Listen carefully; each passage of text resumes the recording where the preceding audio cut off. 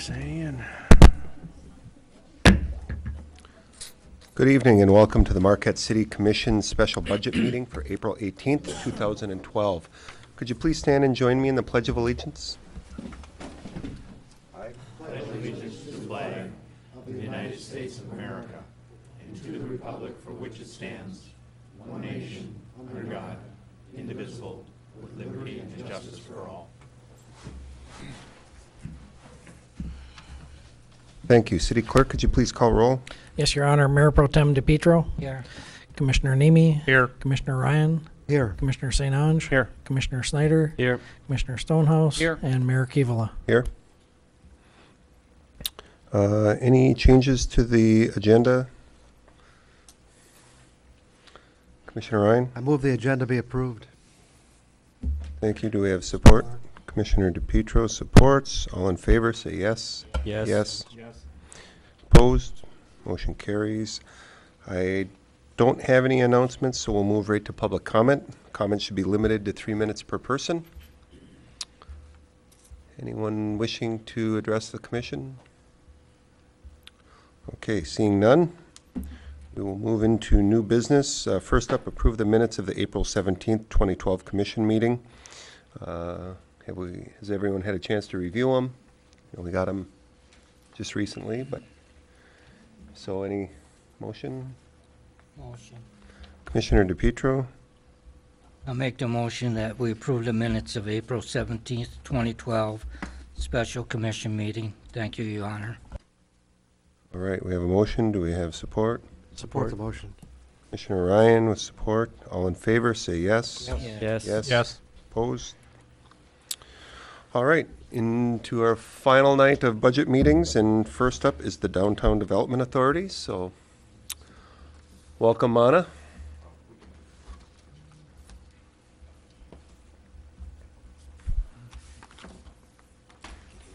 Good evening. Good evening. I have a change in my, I have an error in my capital statements. I reclassified some stuff. Do you want to hand that out? Let me do that. Okay, now I need one.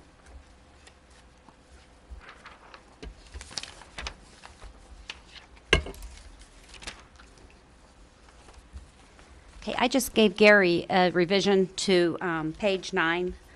When I went through and looked at the final budget, I had realized that we had classified. Did you give them up? Okay.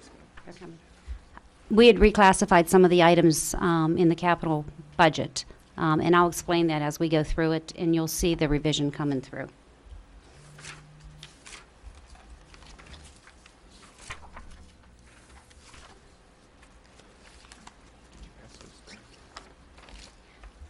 First couple pages of the budget that you have with you are basically just some background information, and we always like to provide that just to kind of give you an update of where we are and kind of what we're doing.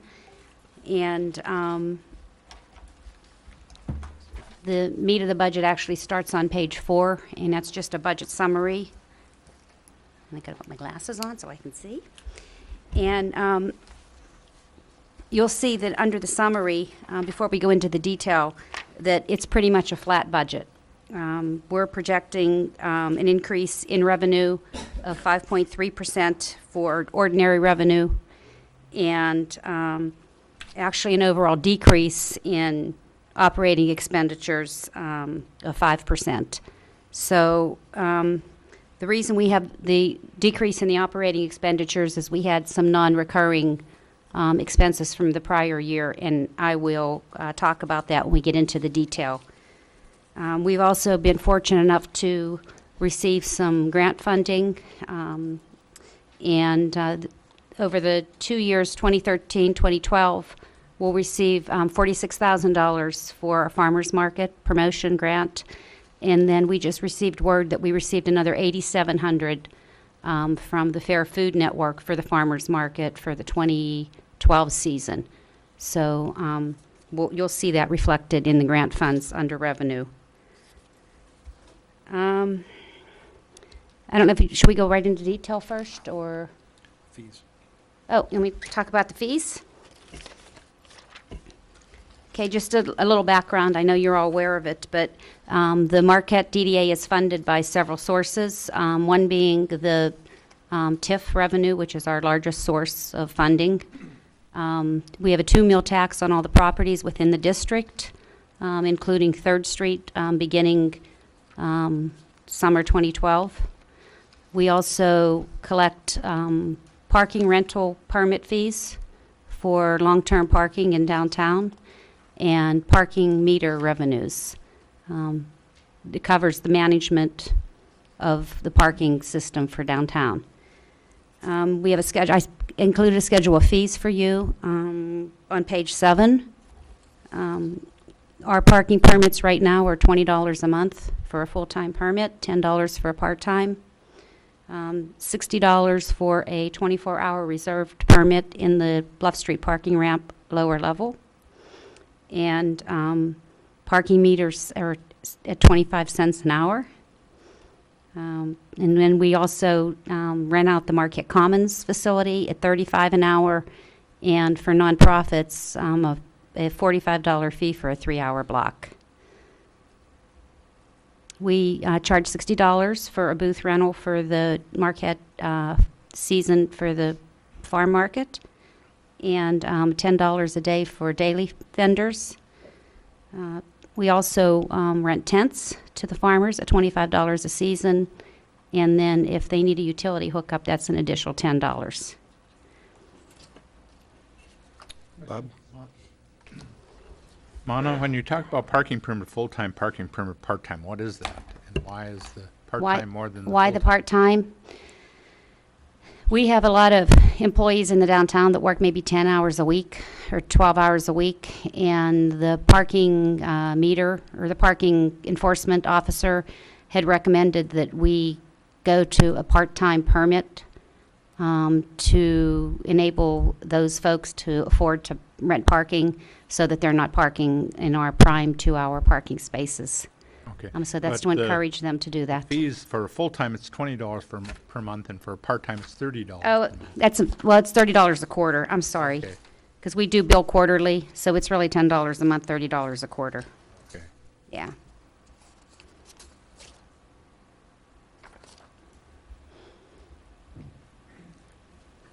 Okay. I think, can I just talk a little bit about the parking system since we're talking about permit fees? The parking system continues to not be self-sustaining. It continues to run into deficits with operational costs over revenue. And so we are right now in the process of reviewing RFPs.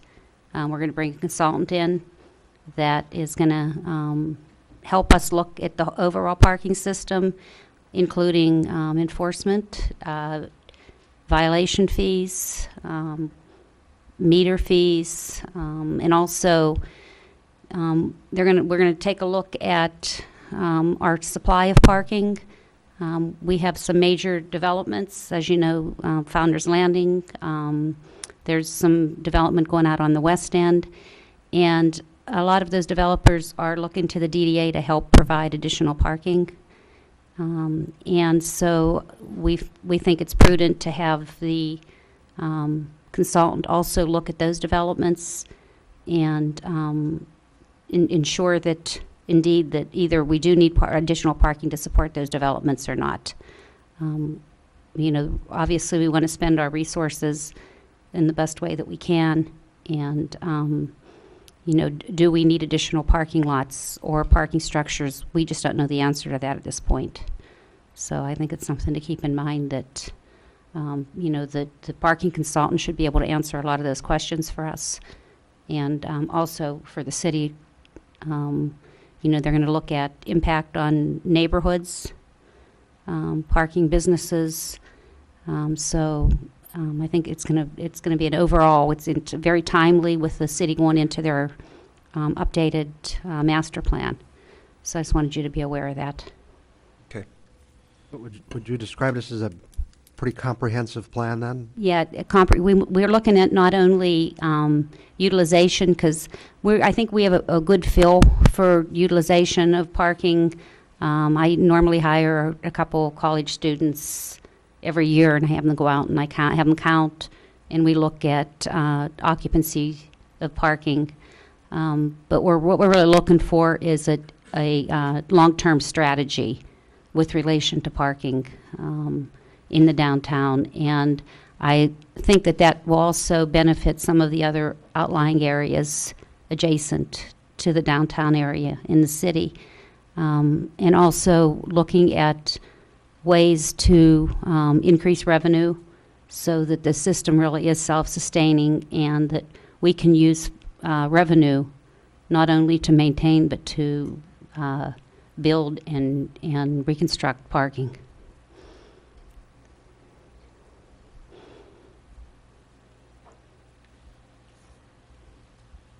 All right, where do you want to go next? Where do you want to go next? Okay.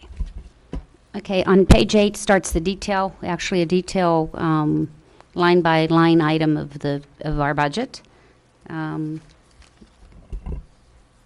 The ordinary revenue shows a projection of $889,216, and that is a 5.3% increase from the prior year. And there are two major items that are impacting that. One being we're bringing on 3rd Street, and we're projecting about $17,000 in taxes from 3rd Street. And then about a little bit less than a 3% increase in our TIF revenue.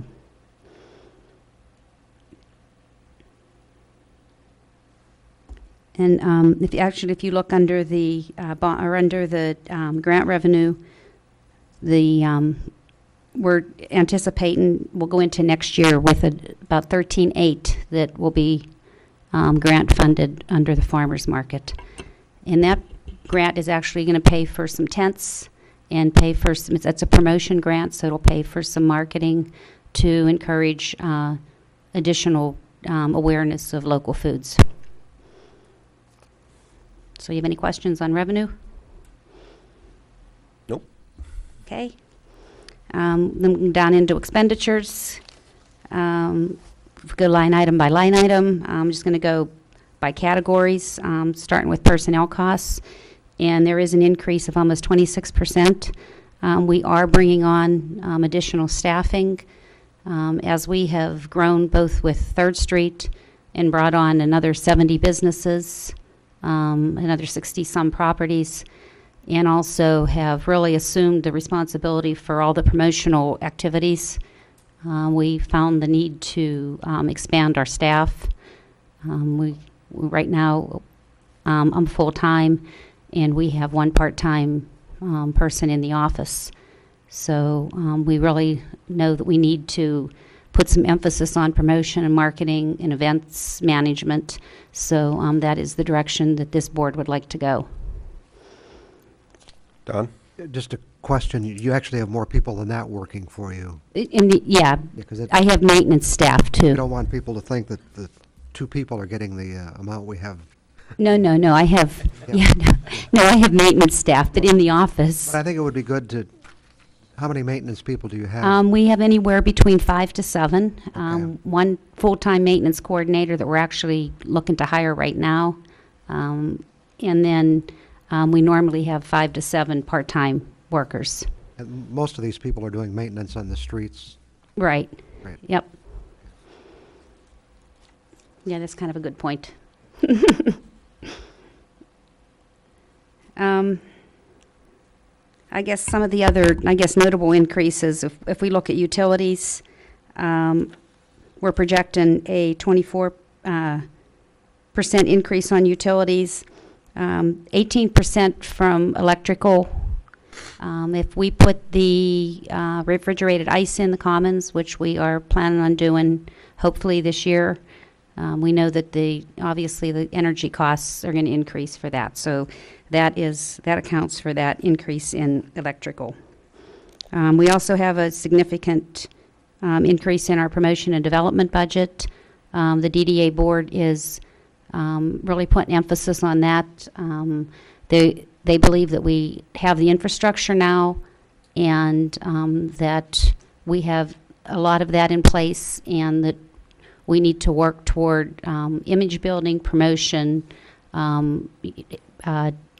recruiting new businesses, and economic development. So that line item has increased. And again, you know, bringing Third Street on, we're going to have some additional events that we're going to help them promote and promote those businesses in that business district.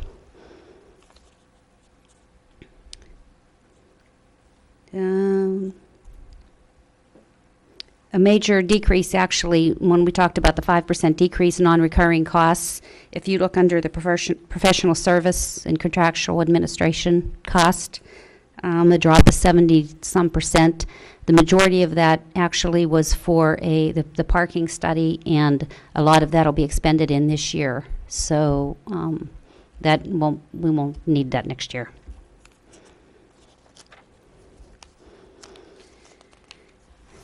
And then if you look on page 9, under our maintenance expenses, we're projecting about a 7% increase on that.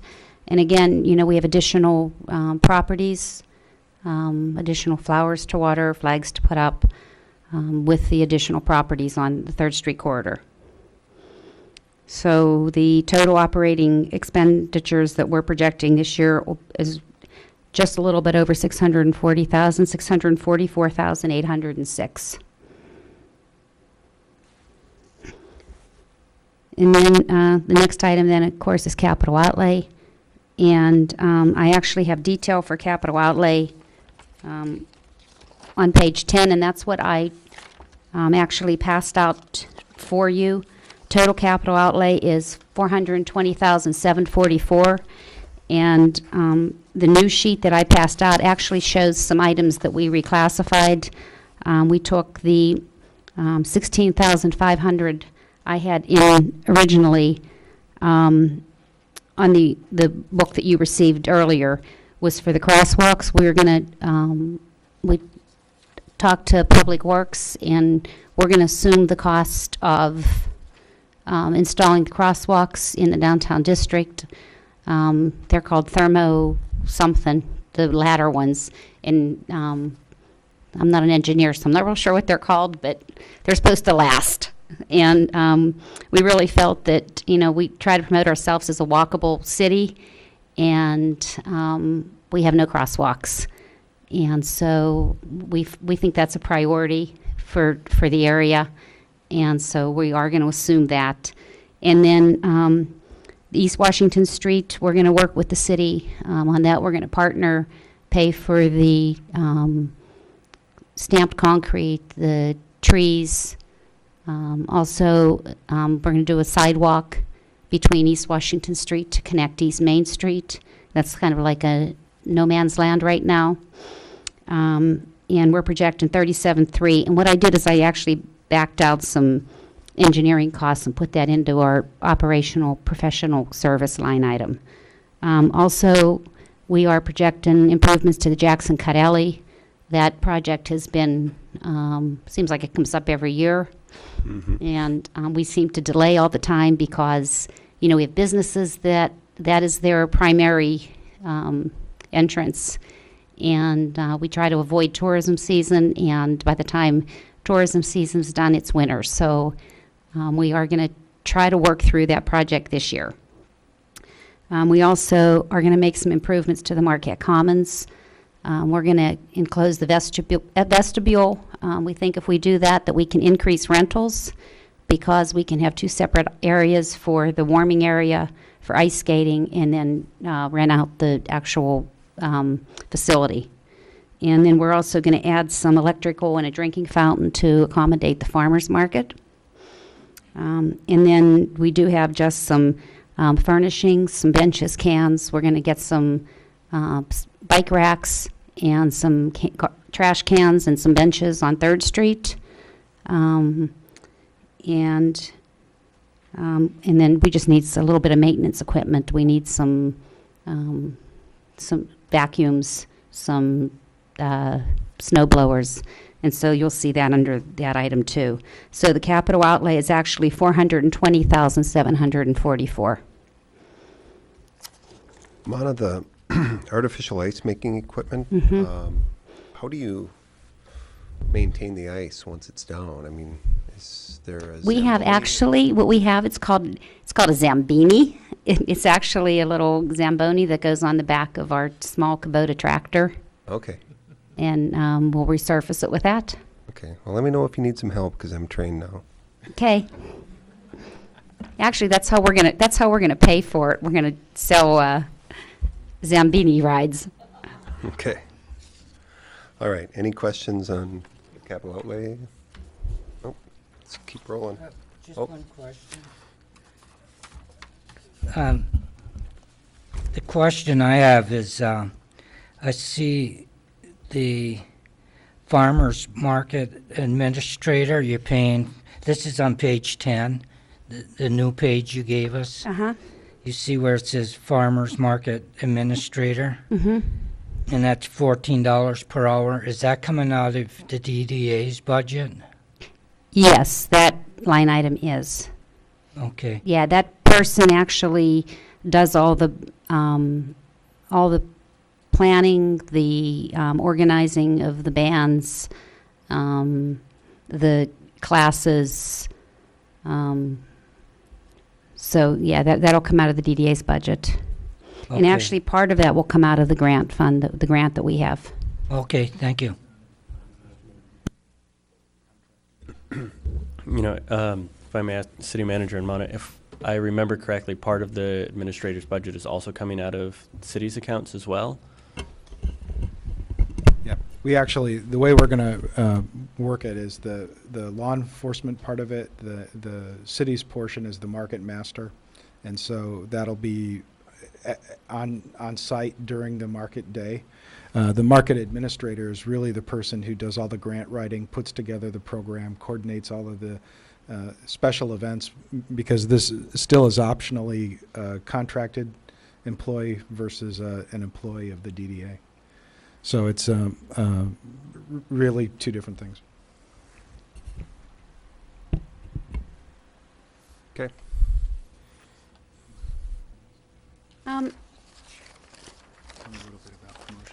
Yeah, I did want to talk to you just a little bit about promotions. I did include a detailed for the last 2 years promotions budget. And actually what I'm going to hand out is I have, and I'll leave these for you for the end of the meeting, but we do have our 2012 calendar of events. And as you can see, we're good. We've got lots of good stuff going on.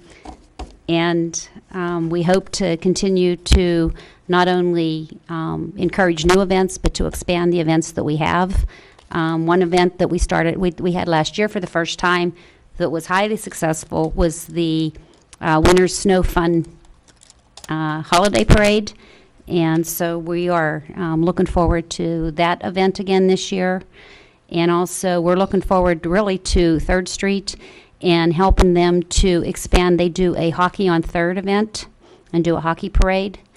And I'm sure that there's probably not another city in the country that has a hockey parade, right? So we want to really work with them and expand that event. So we, as we work on these events and work on promotions, and we're going to be working with the Convention and Visitors Bureau with their new branding. And we need to kind of work through that, see how we fit into that. But we're really excited. This is a new direction for us, and it can only benefit all of us. Okay. Don? Just a couple of general questions. First of all, at an earlier meeting, we had talked about crosswalks in the city, and Chief Angeli mentioned that Michigan has no law protecting people in crosswalks. Is that correct? Excuse me, yes. At controlled intersections, they have the right-of-way where there are actual signals. At uncontrolled intersections, the vehicle has the right-of-way. With the emphasis you're making on crosswalks, would the DDA think it would be advisable for the city to adopt some kind of ordinance that would enhance that experience for people walking downtown? I would say that the DDA would definitely support the city in that effort. I know myself when I walk downtown, I'm never sure if I'm going to make it across the street or not, particularly at 3rd and Washington. It can be scary. I think it's a big education effort, even if you pass an ordinance. You have to get people thinking about it. But I think in Wisconsin they have some pretty strict laws about Yeah. pedestrians having the right of way. Something else we talked about with city planning and actually the police department is to get some of the temporary signs to put in the crosswalks that say, watch for pedestrians in crosswalks or yield or whatever the language would be, to put some of those in these crosswalks to get people started thinking about the pedestrians. We really, I think that we have marketed our city as a pedestrian-friendly, walkable, bikeable community, and yet it's hard to get across the street in the downtown. Well, and I agree, and no pun intended, but we can't just talk the talk. We have to walk the walk, or at least protect the walkers. So I think it's something we have to think of as a commission. The other question: what kind of response do you get to renting out the commons, and do people know that it's available, and is it easily available? If we had more days in a year, we could rent it more. It is definitely rented every Friday, Saturday, and Sunday this summer through August. Part of it is that we really try to use that for so many things. We can't rent it till after 3 on Saturdays because of the farmers market. We get a good response to the rental of that facility. But there are a lot of times it's not rented, right, during the week, and Right. and if there were maybe groups that knew that, they might take advantage of it. So Okay, why don't we move on?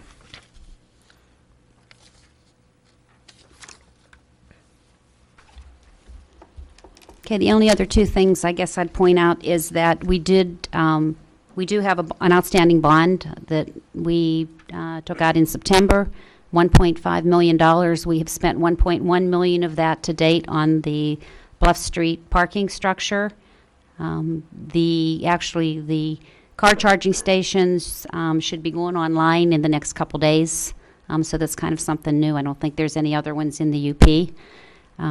So we are hoping that we get another 20 years out of that structure for the improvements that we've made. So we do have that bond and that bond debt, and it's actually a progressive payment on the principal. So as we increase our revenues with investments, private investments, the principal will increase, and that's a 15-year bond. And then the only other issue I'd point out is on page 14, and I did do some fund balance projections over the next 5 years. And as you can see, if we don't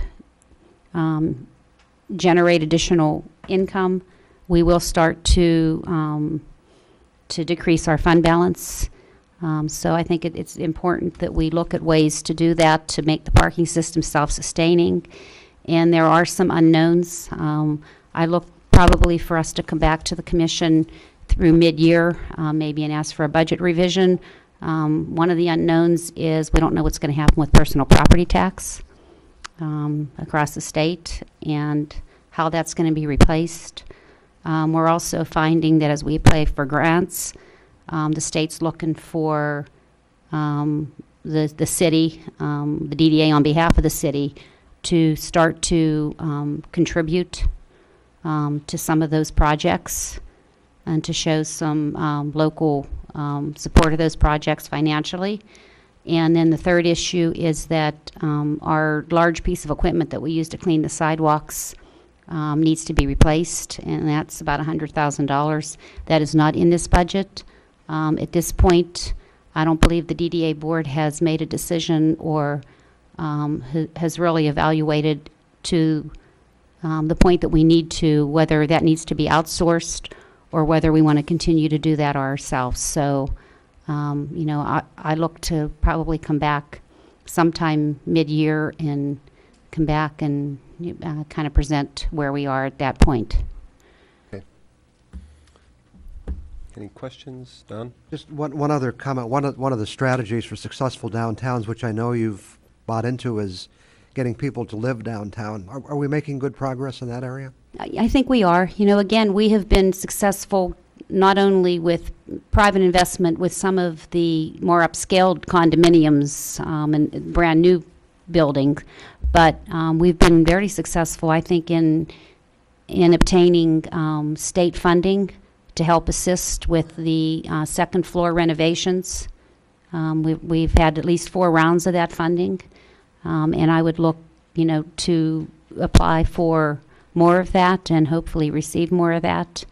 I know we still have some buildings that property owners would like to, they would like to add some residential above their storefronts. And the other thing I'd like to do is compliment the DDA on the way the downtown looks. And I do see people out there working frequently, your maintenance people, but, you know, getting the flags up, getting flowers out, getting the streets cleaned off, getting the sidewalks clear in the winter, it's just, you know, it makes a big difference to our downtown. Yeah, I think it does, and thank you. And I think that that's, you know, again, that's an economic development tool. It helps to make sure that the area is conducive to private investment. Fred? Not to be too much of an echo, but it's an opportunity I would like not to pass on to thank Mana and everything that they do in the DDA for the downtown. It is terrifically important not only to the city, but I'll say to the whole greater Marquette area community to have the vibrancy that we do have in downtown Marquette and the continued efforts that are being made to keep it going. So again, thank you very much for all the good work that all of you out of that office do. Thank you. Thank you. All right, I think that's all we've got for you. Thanks, Mana. Okay, and I'm going to leave these for you too. They're hot off the press. All right, wonderful.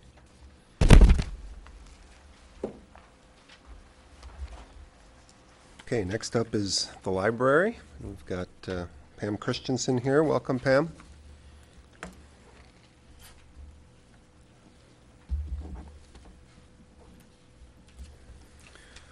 If you want to start on page 174, I can walk you through this section of our budget. All of the salaries are listed at the same levels as last year and the year before. Last year, all staff members' wages were frozen. We did not increase any wages whatsoever, and staff started paying a portion of their health insurance. We do have our union contract up June 30th, and we will be going into negotiations. At this point, I'm not sure, you know, where we're going with that. So salaries are pretty much, I mean, salaries are the same. The change is there are probably some part-time people who are working more hours than they were in the past. We have 43 employees, 14 of them are full-time and the rest are part-time, working between 10 and 32 hours a week. Our program statistics, if you'll notice, our library attendance, which is the number of people walking in the doors, went up again this year. We opened the new facility 11 years ago, and since that time, the use of the facility and attendance has gone up by about 150,000 people over the past 10 years. We've only had 1 year where attendance actually dropped. So that really kind of bucks the trend. Most library facilities, when they're renovated or expanded, they see a resurgence for a couple of years with people coming in and wanting to see the new facility. And then they sort of plateau off. We never plateaued, and my staff has stopped asking me when we're going to plateau. I promised them we were going to plateau, but we haven't yet. So people are constantly making use of the library, and that's a very good thing. We have most days more than 1,000 people in the building if you look at our average, and on Monday through Thursdays, we're open 12 hours. Fridays and Saturdays and Sundays are fewer hours. Sundays, we're open 5 hours, but we do on a Sunday often the same business that we do on a Saturday when we're open 2 hours more. So our average daily attendance is 985, but that's misleading because there are a lot of days that, you know, we have 12 or 1,400 people in the building. It's a very busy place. The number of items checked out is also up, which is unusual because a lot of libraries are finding that people are making much more use of the internet and also electronic materials using e-readers, Kindles, Nooks, that type of thing. And they're seeing their circulation figures really drop. Ours aren't. And in fact, like I said, there was only 1 year that they dropped in the last 11 since we've reopened. Our program attendance is down a little bit. Our programming budgets have been cut, and I'll talk a little bit about that. But I think some of it's due to those cuts. We just aren't able to have the number of concerts that we have had in the past, and so that really does affect that number. Computer signups are down a little bit, although we have our public access computers. And then we also do provide wireless access in the building, and that is for people with laptops or smartphones. And I think those devices are more prevalent, but they still get caught in our statistics if you're using our wireless in our building. So, Pam, do you have any way of tracking how many people are using their own computers in the facility? yeah, Okay. every time somebody signs in, they get recorded because you have to go to that sheet that says, you know, you agree to our policies, and every time that happens, you get counted. And even that use and taken into account with We're everything down, that's yep. going down? Yep, we're down about 2,000 uses. So that's not too bad when you think, you know, 80,000 in a year. That's still quite a bit of use. And when people sign in on a computer, they can use up to 3 hours per day. So somebody might be on there continually for 3 hours. Someone who maybe comes in and uses a couple of sessions a day will get counted more than once on their card. But if you come in and use the full 3 hours, you're only going to get counted once. So that might be usage-wise. But that's still very good when you look at it. Reference questions are down a little bit. Interlibrary loan, we participate in a UP-wide interlibrary loan service and also the statewide interlibrary loan service. So when you look at it, we are shipping out of the building over 30,000 items a year. That's a lot of material. And that's what, you know, the statewide has found. And then non-resident cards, we have 324. Some of that, I think, is because we did last year discontinue our participation in the MishaCard program, which was a reciprocal borrowing program. The state of Michigan stopped funding that program, and so we dropped out. And so people who lived in the county or in other Michigan places where they were members of the MishaCard program could come in and sign for a MishaCard without purchasing a card. And when we discontinued that program, we saw a number of people that wanted to continue using the Peter White Public Library, so they've purchased a card. Some of our achievements last year, if any of you are interested in learning a foreign language, we have the Mango language classes. You get to them from our website. They're really slick. I think there are over 60 languages that you can use. There's also a component that's English as a second language. And it's really cool, and people say it's a really good program. And you can sign in, and it tells you how many lessons there are, and you can keep track of where you are in each lesson. For a lot of the language, there's like basic, and then an intermediate and an advanced course, so you can take, you know, any level that you want. We do have, we participate with our library consortium in the Great Lakes Digital Libraries program, which is downloadable audio and audiobooks and ebooks. Yes. You get charged for those books when people download a book, or? What happens is all of us in our consortium and our Superior Land Library Cooperative covers northern lower Michigan. Alpena's in our cooperative, and the entire UP. So I think we have about 60 libraries that participate. The cooperative pays some money in, and then we all pay in a certain amount, and then we can buy extra books. So they're actually purchased as part of our contract. So we don't have to pay anytime something gets downloaded, and our customers don't need to. It's just like a regular book. If you've used that, some people get a little bit frustrated because the stuff gets used a lot, and sometimes you have to wait, just like you do with a regular book. But it's best if you go in and place a hold, because we have a threshold that if a certain number of people are waiting for a book, another copy will be added to our collection. So it's really nice. Amazon just worked out an agreement with Overdrive, which is our provider, to have the Kindles be compatible with the Overdrive system. They didn't used to be. That was around the beginning of the year. And so that has really increased our use, especially of the ebooks.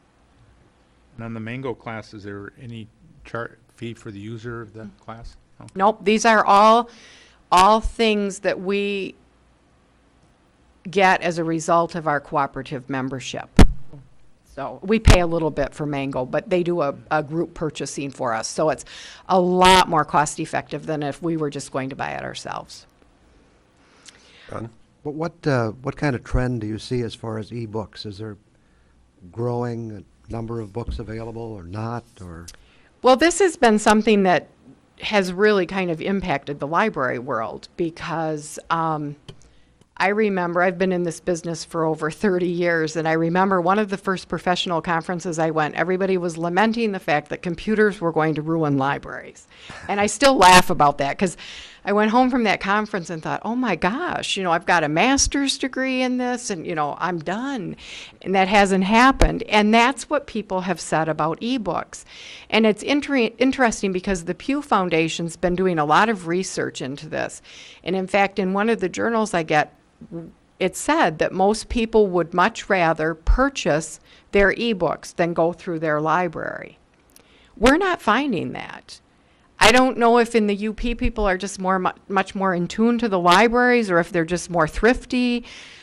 I don't know what it is, but we're getting really good use of those products.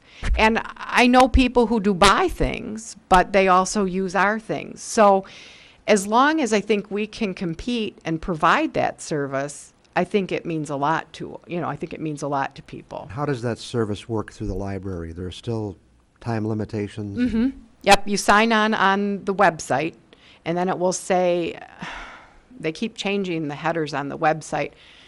I don't know if it's under resources, and then you go to Great Lakes Digital Library, and then it shows you what's all available. And you can search by author or by title, or they have a lot of neat search mechanisms, like items just returned, or historical fiction, nonfiction. And then you just check it out using your library card and your PIN. And you have how long to read the book?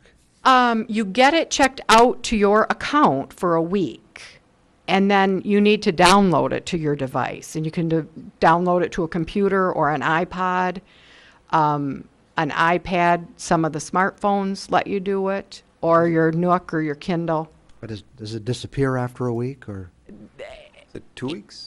It disappears in 2 weeks if your device connects to the internet.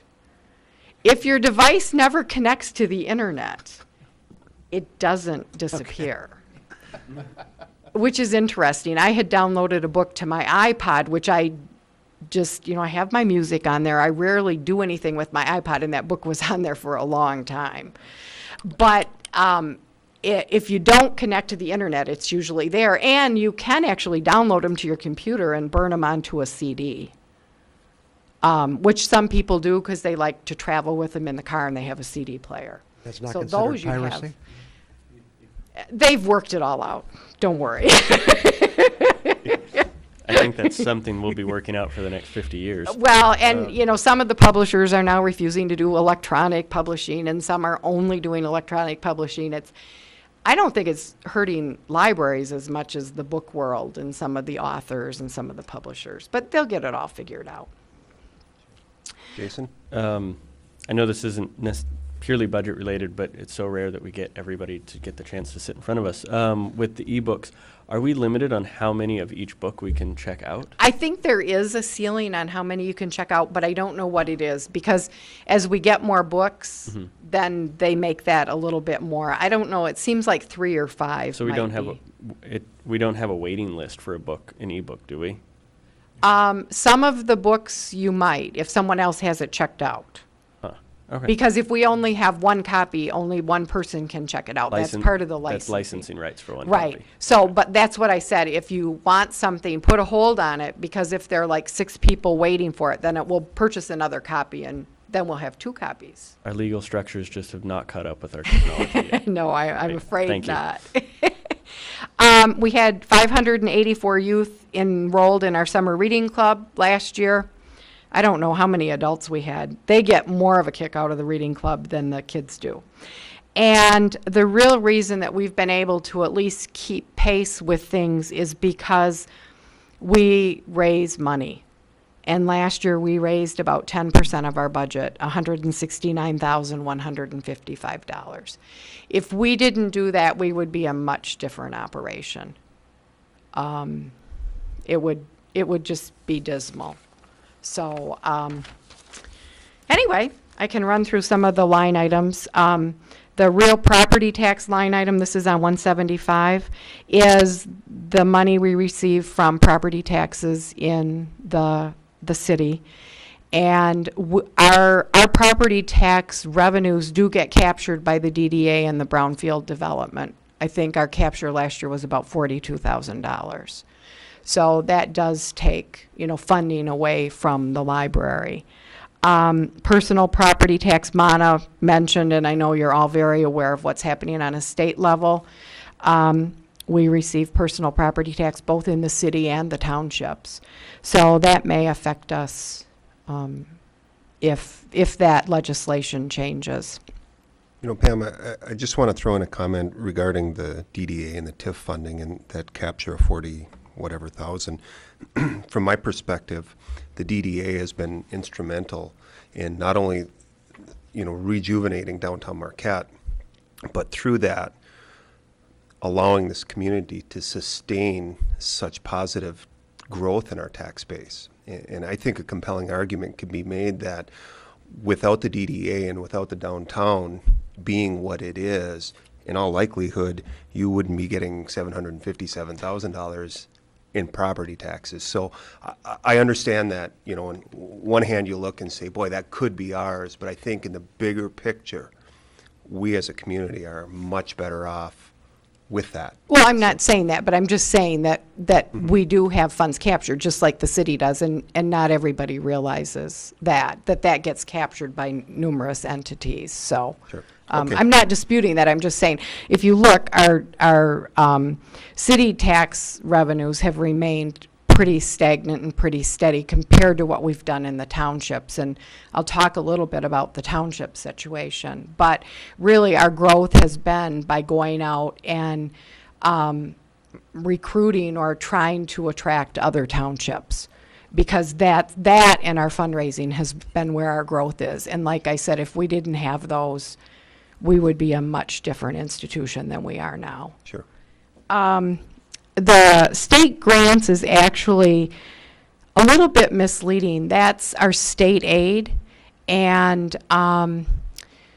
state aid is actually identified 4 libraries in one of the public acts, and each library receives 3 state aid payments, and the state aid payments, according to the legislation, are supposed to be 50 cents for each of the 3 payments for each person that lives in your service area. And so technically, we should be receiving $1.50 for each person who lives in our service area. State aid has been cut Actually, there were only about 3 or 4 years where state aid ever was paid out at that legislated level. And now it's dropped to, we receive a state aid payment of not 50 cents per person, but 22 cents per person. And 2/3 of that go to our cooperative. So I joke with people who will say to me, well, you know, you get state funding. Why do you charge non-residents for cards? And I say, well, we get 22 cents for you, and I can't even mail you a postcard. So, you know, people think that because it's a public library, this money just sort of comes from somewhere. And so state aid is about 22 cents per person. And I know all of you have wrestled with the federal or the state revenue sharing. It's kind of the same thing. They tell you you're going to get this amount, but you don't. So, but a lot of times people think that's a grant, and it isn't really. The township contract revenue, if you see, that has gone up, especially in 2010, 11, and 2011, 12. That was when we added Powell Township. And right now, we currently serve 6 of the surrounding townships in exchange for a 1 mil contract for library services. We have 4 of those millages that either expired in 2011 or will expire in 2012. And at this point, Chocolate Township, West Branch Township, and Sands Township have agreed to put the millage renewal on the August 7th ballot. We're still working with Marquette Township. They, I believe, are going to be discussing the issue at their May 1st meeting. And I hope that they will put it on the August ballot. They generate for us in taxes about $190,000, which is about 10% of our budget, a little more than 10% of our budget. So when I talk about, you know, how that funding is so critical for us, if we lose Marquette Township, we will be a dramatically different institution. There just won't be any way to make up that revenue. So that's, I'm hoping that everything works there. Commissioner Stonehouse? Pam, what happens if Marquette Township does not renew in terms of the folks that are living in Marquette Township? Well, I don't know. The township could sign some sort of agreement with one of the other, there are 6 public libraries in the county, and they could try and negotiate an agreement with one of the other libraries if that was their pleasure. They could try to provide library service through their township, or people might have, they would at this point have the option to purchase a non-resident card. Our board is going, every year looks at the cost of a non-resident card and whether they're going to make that available. They don't have to sell non-resident cards. And so I imagine that's a discussion we'll have. At this point, we do sell non-resident cards. It's up to the board if they're going to continue that. So we generated last year from non-resident cards about $6,000. So it's not a huge source of revenue for us. We do it more as a public service so that if people do want access to the library, they can have it. Bob? Pam, is Marquette Township authorized to collect this year in 2012 yet? Or? No, the last time they renewed the millage, traditionally we do the millage renewals for 4 or 5 years, trying to get them to end during one of the bigger election years. And the last time, if you recall, we had a little bit of a funding dispute with them, and they only put it on the ballot for 2 years. So 2011, those taxes are coming in right now. That's the last that we collect. If they put it on the August ballot, they won't be able to collect this year then? Yes, they can. In Yeah. November? Yeah, Okay, even okay. the November ballot, we've had some that got it on November. The way they have everything the tax is all computerized now. It's not too hard. Okay, They can used to be that was difficult, but not now. Do you know the last time it passed, was it overwhelmingly passed by the residents? It was almost 80%. So I guess I'm curious what their mindset is on potentially refusing to allow their residents to vote on an issue like this. Well, and that's basically what we've said, is let the residents vote, because the residents for 19 years have supported the library and have wanted that service. Okay, well, we'll hope for the best. Library fines are the fines that we collect from overdue items. We've seen these revenues drop somewhat, partially because we've gotten to be customer service oriented, and we send those pesky reminders that your things are due in 3 days, and people love that, but it has cut into the fines. I think people have less disposable income too, and they're E-books have cut into those yeah, fines on I my think part, so. I will Yeah, tell you. yeah. So, but that's a good thing. I mean, it's nice to have that revenue. Penal fines are actually money that's collected through the courts for civil infractions of the law, and those revenues have dropped, as you see. What we're hearing from the court people is there are a lot of people who are unemployed or don't have steady employment, and so for a lot of them, rather than pay their fines, they serve their jail time. And so we're not getting as much in fines as we have in the past. Land and building rental is from our tenants, and our biggest tenant is the Marquette Arts and Culture Center. In rent, they pay 10% of our operational costs, so that's our snow plowing, our utilities, building maintenance, and our maintenance. They pay a portion of 10% of our maintenance, service, employees, wages and benefits. And then we also rent to the Tucaluthia Cafe. And then we also do charge a booking fee to book our meeting rooms, and equipment rental and that type of thing. Anything else? I don't think we need to go line by line. No. If there's anything else that stands out to you, Pam? Well, the private sources is our fundraising, and Carol Paul Trust Fund, that's a trust fund that was set up to purchase music materials and fundraising events. And then the Friends of the Library are wrapped into this budget also. So those are our revenue sides. Like I said, with salaries and wages, staff took wage freeze last year.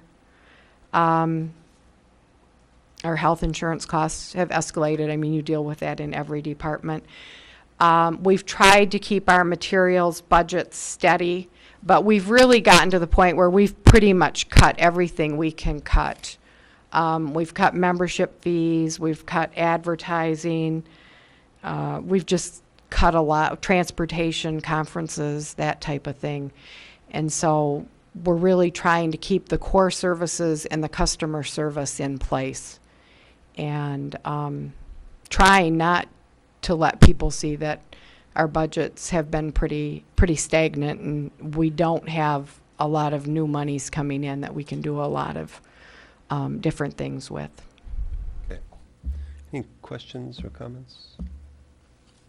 Fred? Pam, is the library still organized under that very unique act of the Michigan legislature? Yes, we are. Public Act 254 of 1891. And we're the only library in the state that's still operating under a legislative act that established it. And there's a unique feature of that act about millage, I think? Yes, there is the perpetual millage on the city of Marquette of 1.5 mils. And that, each year with our budget, we request that levy.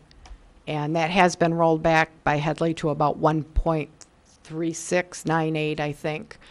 But that goes to the operational expenses of the library.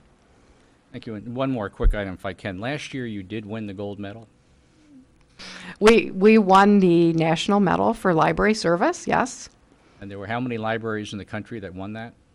5 each year is the max that can win. And we did get $10,000 as part of that, and with that money, we've put in a new video projector and sound system in the community room for our film programs. We have, I believe, right now 6 or 7 different film series that we run, and that's really, people are very excited about better sound and better picture. Great. Anything else to add, Pam? Nope, I think that's it. All right. Excellent. Thank you, and we appreciate you coming tonight. Thanks. All right, next up, brownfields. Carol?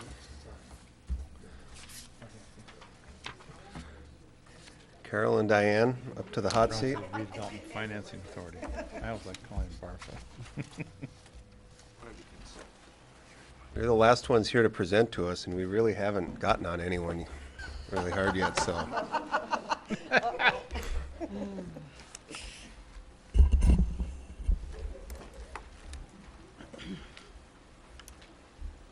All right, welcome.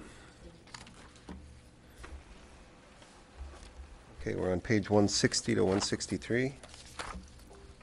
Did you all receive the updated pages? Okay. Okay, we're on page 160, 161. Just a little bit of background.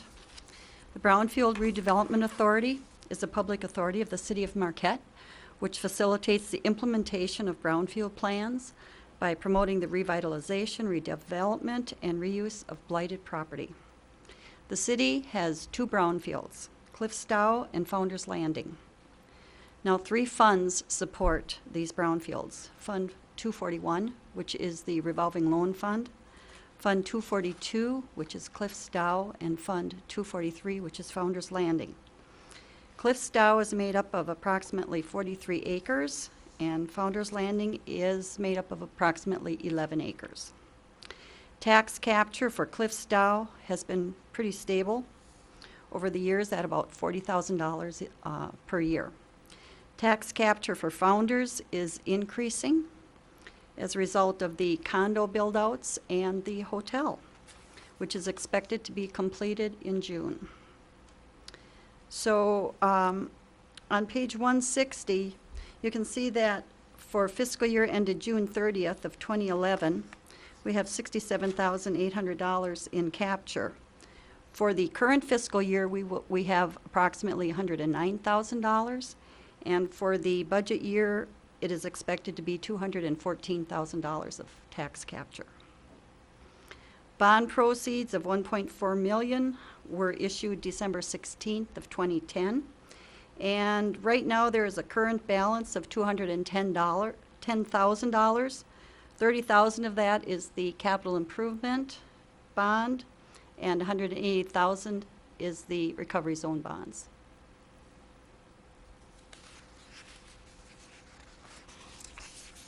So we can, One quick question here. sure. Kind of comp budget, but in the minutes, there was mention about a new brownfield possibly development. Can you tell us about that, or is that not for public announcement yet? It's really not for public comment right now, but I'd be glad to discuss it off the record. Okay.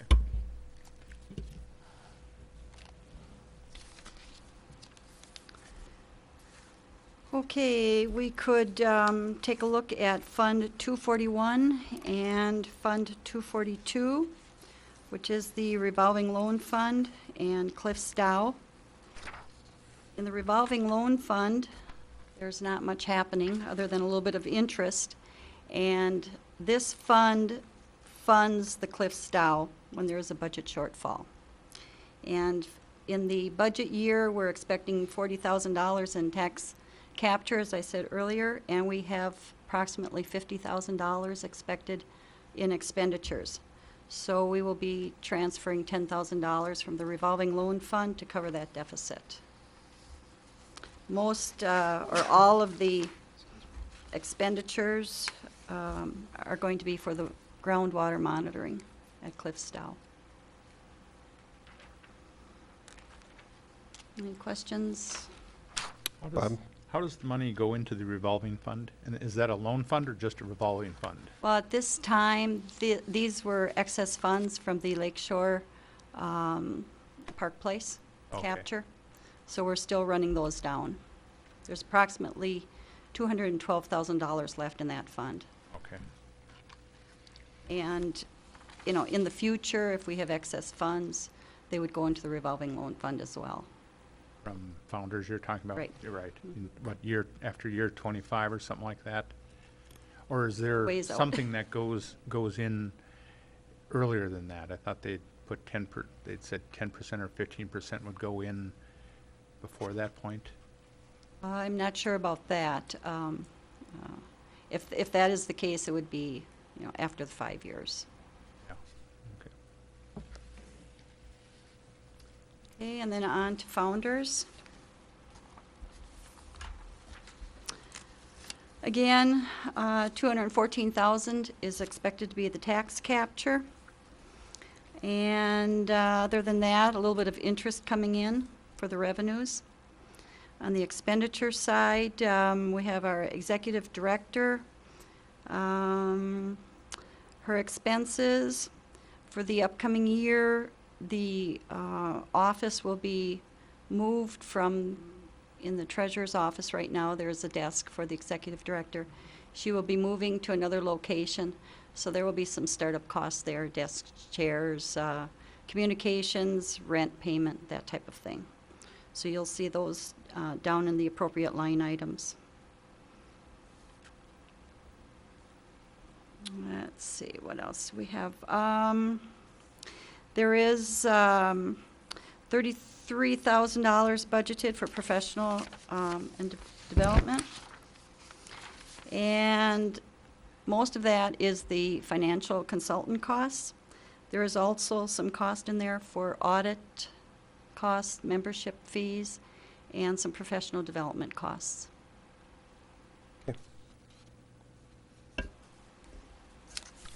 Any questions, commissioners? Don't see any.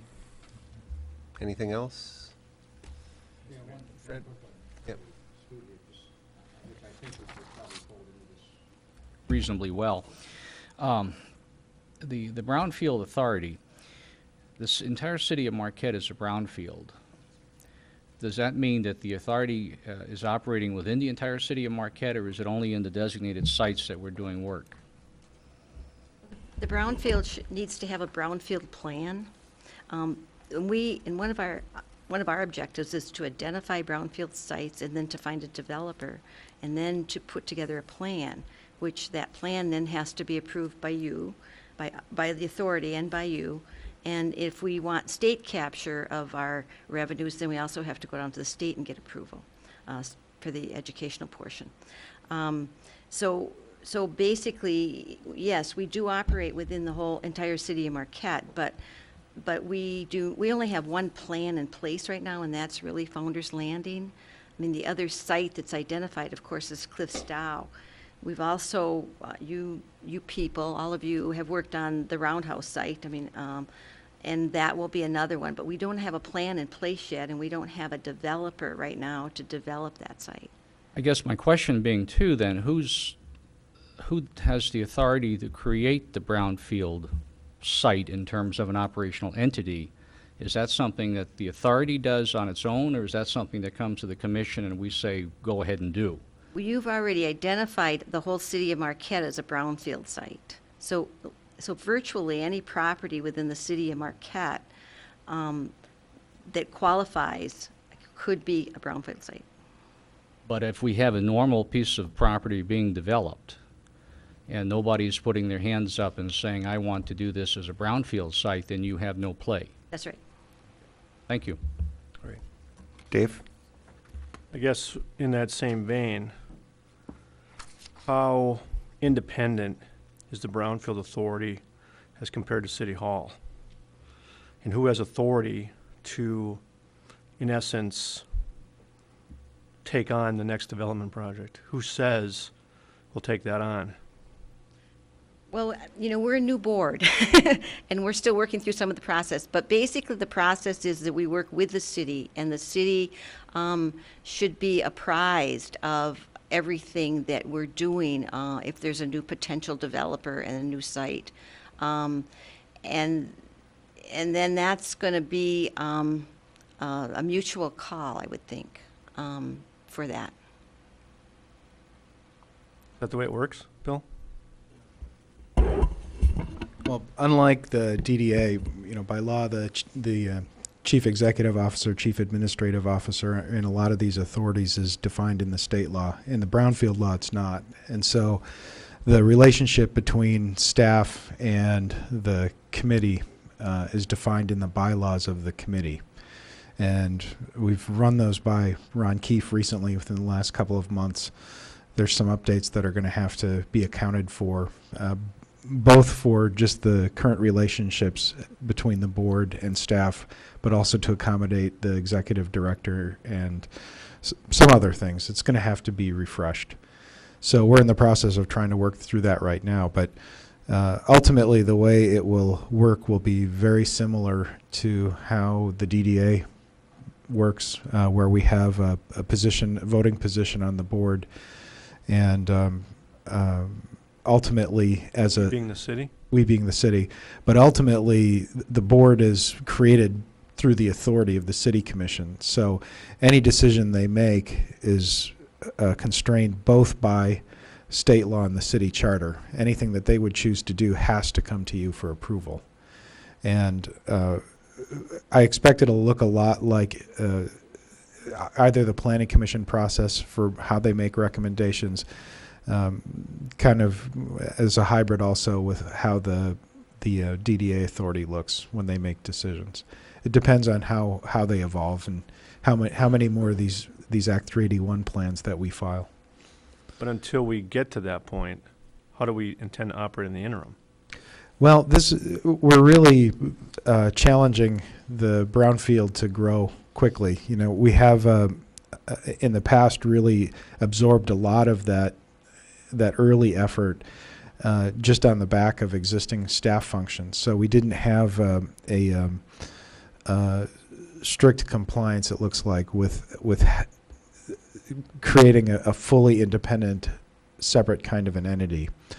And so recently in the last year, because of some staff retirements, that's put a lot of pressure on the city to transition all of that experience over into the Brownfield Authority so they can keep moving forward.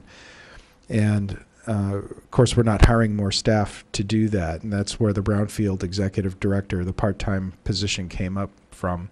As the experienced staff was tailing off, we've spent the last year transitioning all of that knowledge over to their Executive Director.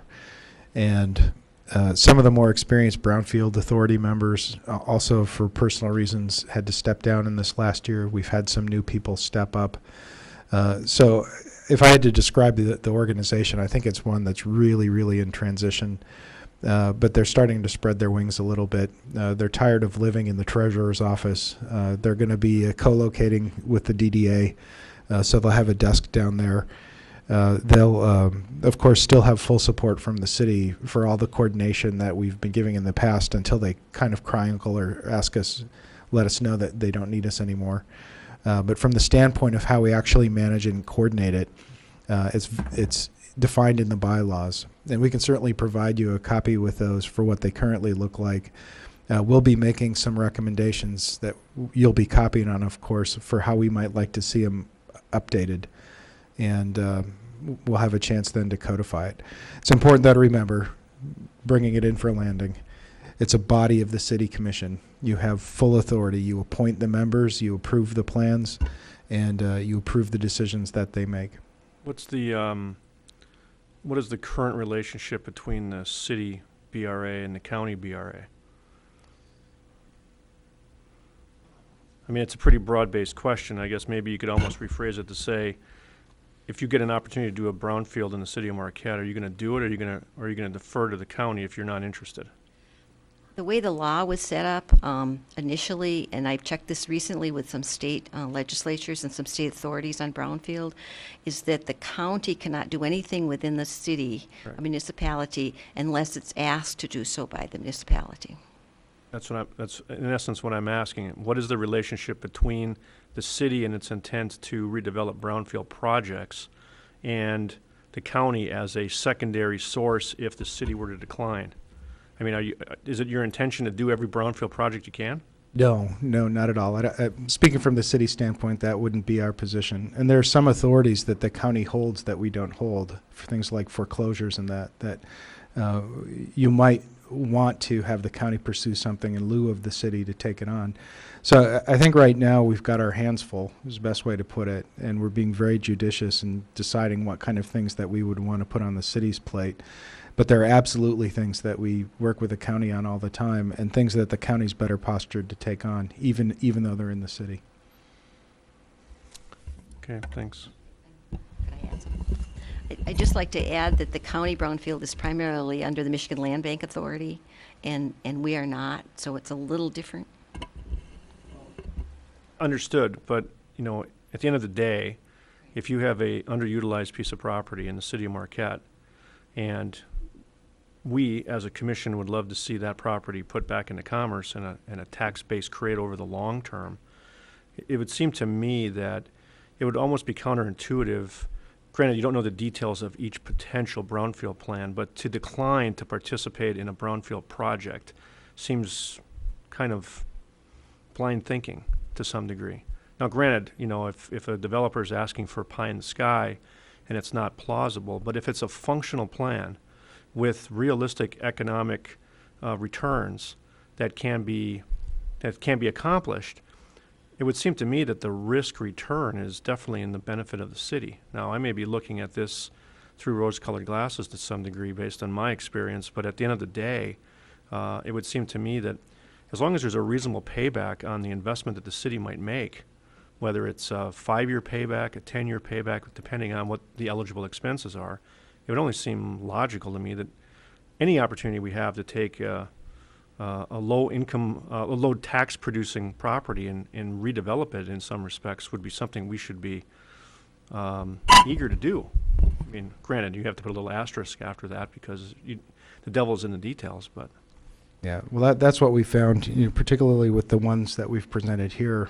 I know there was some discussion about, you know, how people might have felt about the Cliffsdale property, and they might have looked at that as a 10 or 20-year thing. It ended up being, I think, as was noted earlier, a 43-year challenge and still growing moving forward. So looking at the effective term of the ROI is really, it's important, but only one thing. We're looking at, mentioning the Michigan Land Bank.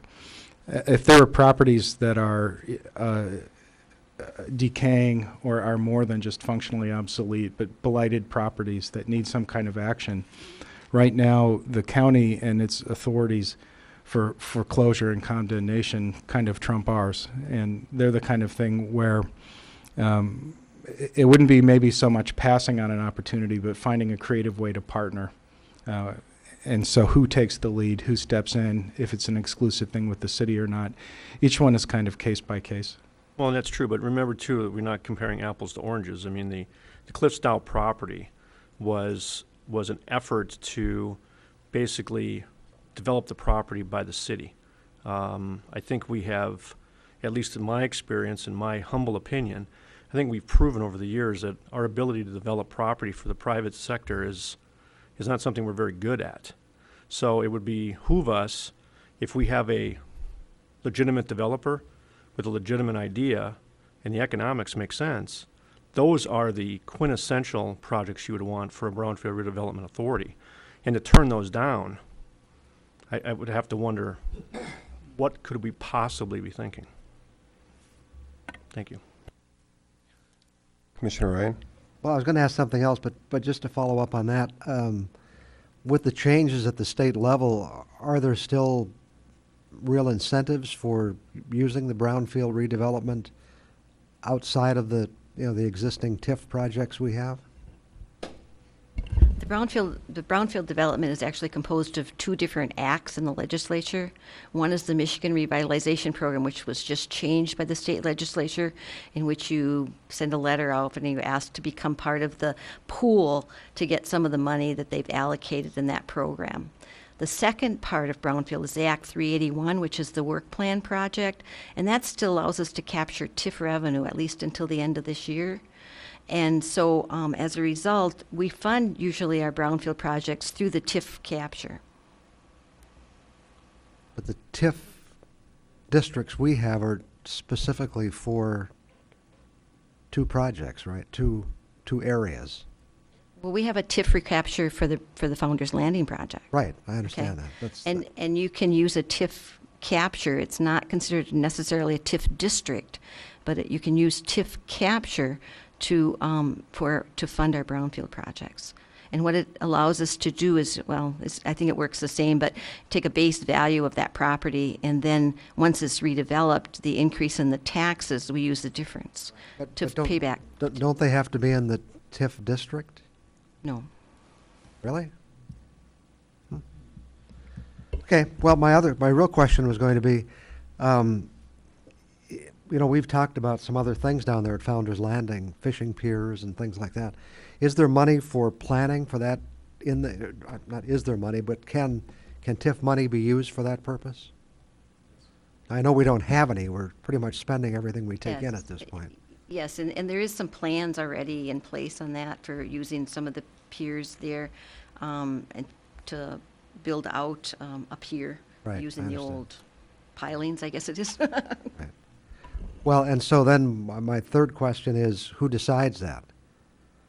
Is that something decided by this commission or by the brownfield? It was actually part of the brownfield plan to begin with. I know that, but at some point, somebody has to make a decision saying, let's do it.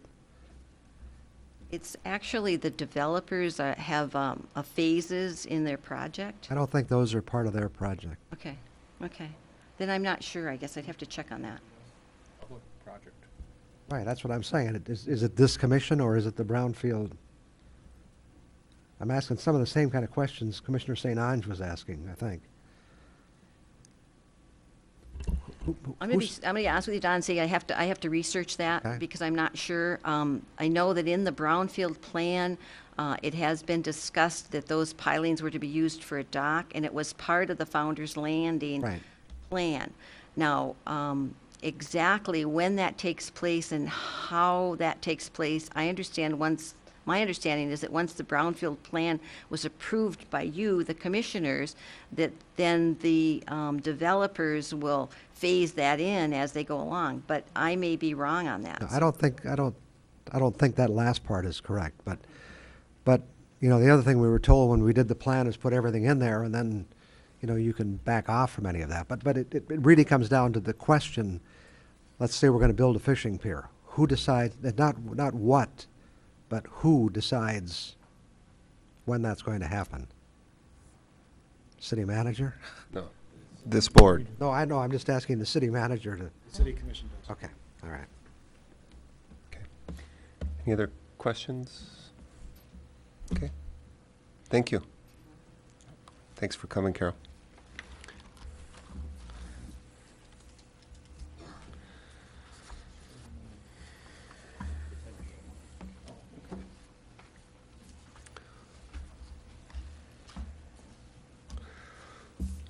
Well, we're to budget wrap-up. Gary, any instructions? Sure. Prior to, actually just a minute before the meeting started, I handed out another small package of follow-up from previous sessions. The first attachment is a memo from Carl Zuger regarding community services and some follow-up he was asked to provide. The second attachment is actually from last night's session, Keith Whittington on the stormwater, explaining the $75,000. That was a question. Then on the third attachment is a letter from the Planning Commission regarding Westland Drive project. And then wasn't an actual separate handout to was some more follow-up from Carl regarding the promotional fund, and it's a spreadsheet that he and his staff came up with to show all the different requests from the different organizations, and that's something he would probably have to walk you through if you wanted to look at that in any detail.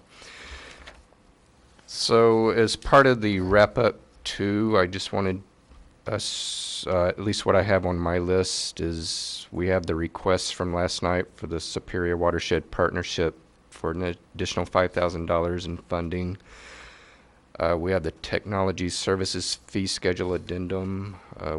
Haven't really talked about that, but we're really just asking for that language to be added on to allow advertising on cities' web pages so that we can derive some revenue from that.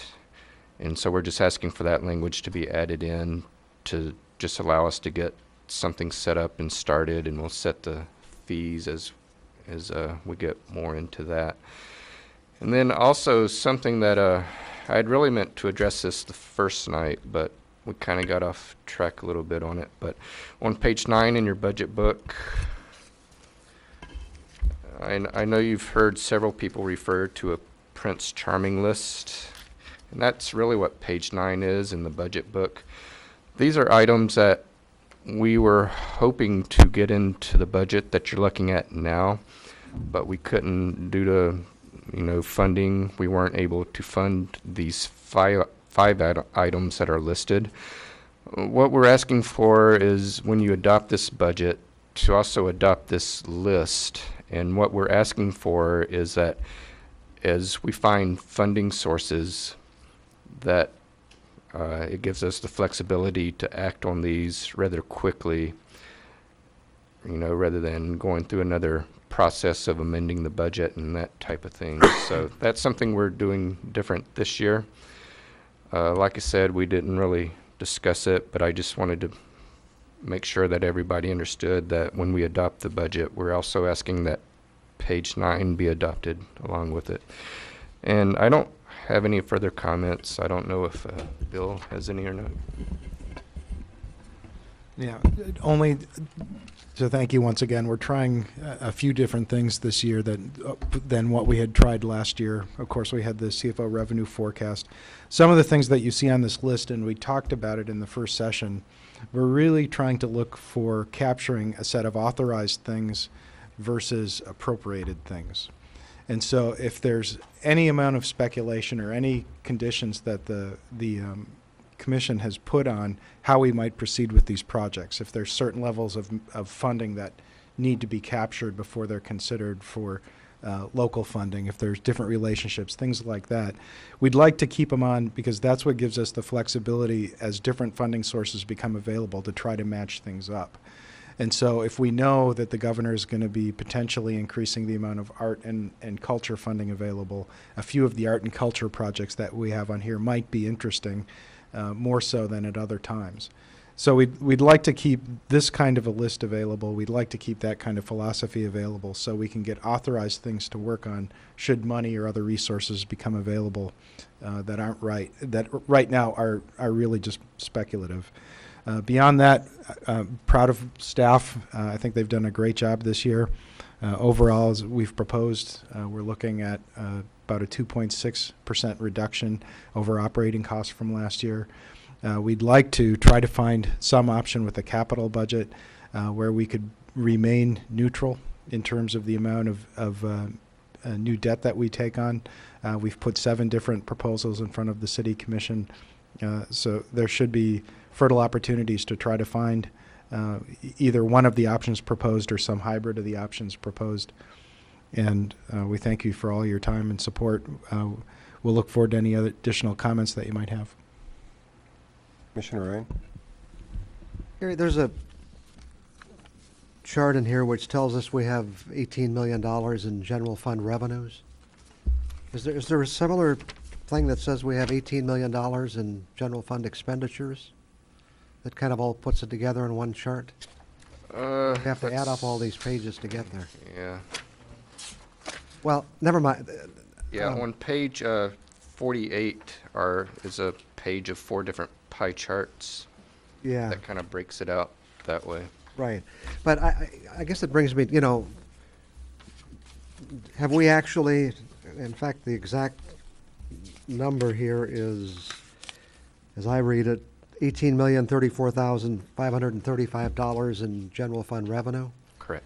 So we're actually, our budget is $18,034,535 in general fund expenditures too? Correct. We budget that closely. There's no. Well, we do that every year. Yeah. If fund, there's no, provision for fund. There's no. No, we, $5,000 in the back pocket for mistakes fund. I don't mean anything illegal. I No, just mean, no. accounting error, not errors, but, so, We- so we're we- actually budgeted that closely. well, for a number of years now, we've been budgeting very tightly, and that's kind of why the month of June hits, I'm starting to sweat bullets a little bit when I'm presenting the final budget adjustment, just to make sure that we have everything covered. So we do budget very tightly. There's very little wiggle room. Now, a lot of times, if you have a project or something, it'll come in under budget, and that will free up some money for that. But, there's no slush fund in here. There's And I hesitate to call it a slush fund, but Yeah. it's just, as we wind up this current year, are we going to have money left?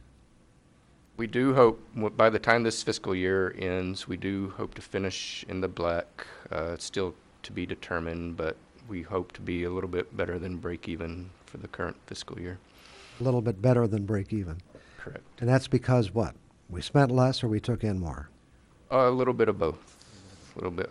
Actually, EVIP, the way we budgeted for EVIP, we're going to collect $308,000 that we did not include in the revenue budget. So that will, put us in the black right there. And if, from what we're looking at now, expenditures throughout the general fund should be a little bit lower. And if revenues come in at what we're projecting, we should easily see that 300,000 and maybe a little bit more. So. I guess from my thinking, that we have revenue down to, I don't know, $50 from services rendered to the fire department, whatever it is. It would be interesting to have at least something similar for expenditures, but not to that kind of detail. But, without having to go back and look through the whole book. But Yeah, that's just me, perhaps. In previous years, we did present a lot more charts and graphs, but a lot of those got lost when we had our little computer fiasco back in November. So the ones you're seeing now are the ones we were kind of able to throw together at the last minute. But if you look at previous year's budget, there was really a whole lot more graphs than what we're presenting here. But as time goes on, we'll get those built back up, and we'll present those when they're available. And above the general fund, can you give me an approximate amount of the revenues and expenditures and other funds total? Total, Enterprise funds, for example? yeah, we're probably about $60 million total. That's just a number off the top of my head. Usually we run between $60 and $70 million, depending on the amount of capital outlay that we're doing. And we have been cutting back on capital outlay, so we're probably closer to the $60 million total. I've got more questions, but I'll give somebody else a chance. Okay. Bob? Getting back to page 9 here, could we have a little explanation of what these things are? And I guess I have one quick question on the HR coordinator where 65,000. Is that just salary or That's salary and fringes. and fringes? Yes. Oh, okay. Yes. Yeah, number one was a request from Director of Public Works. There's always a certain amount of money that we request to do center line painting. If we can do more than that within the bid amounts, we try to do that. If there's additional money available, this would represent. Didn't we kind of talk about that specific item last night? Yeah, but this would Yeah. be basically the total and complete amount. So this would be the amount left that we'd want to take on in a future year, or if we had an additional money become available. Assessing appraisals is contingency based on when the due diligence and independent review of a potential hospital sale might be done, or if there's some additional movement with a repurchase of Presque Isle Power Plant or something like We that. thought of cooperating with maybe the county and maybe some of the school districts on the appraisal of the hospital. Yes, and we've been in touch with them, so we're looking at that. The strategic development contractual services, this would be additional money we'd like to see for economic development. But you heard earlier, we're going to be working on coming up with an economic development plan. And so we would want to link it in specifically with some of the objectives that you would see at that time. It's just an allowance for an effort without any real detail defined yet? Yeah, well, there's a few different things we have going on, but I think that would be better off as a more detailed briefing than just a discussion here. It would help to present the overall framework we'd like to use for economic development and where we see how we would like to spend that money. But that was something that we looked at, and we said, given that Dennis and I are going to be spending time with it and that we have some budget to work with now, we can maintain a certain level of activity with what we're doing now. And then we'd like to come back and propose to the commission what we could do if we had some additional resources for some key initiatives. And so that one's predicated on a lot more additional information for the commission. HR coordinator is pretty straightforward. We promoted Susan Bohor to be the director of administration. If she's going to take on that job, she's going to need somebody to come in behind her to focus on HR. None of her salary is allocated in your subordinate units. Well, I'll have to let the CFO speak to that. I'm sorry, I didn't hear the last part of None the of question. Susan's salary is allocated to subordinate units like Dennis's, and maybe 10% in planning and... Not in the general fund. She is part of the fixed charge schedule to where HR time is charged out to like the water and sewer utilities, stormwater, even some of the library because they're doing the payroll for the library. But they aren't charged out to any general fund activities, no.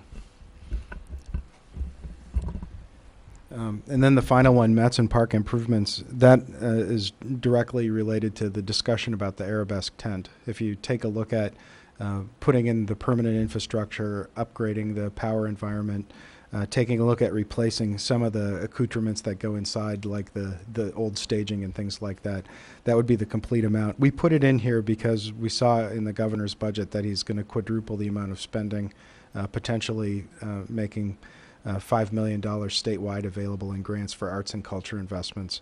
And based on some of our initial conversations with some of the state folks, we thought that it might be a good candidate to pursue. So, Dave? I'd like to kind of build off of Commissioner Ryan's comments earlier, just comment on my own.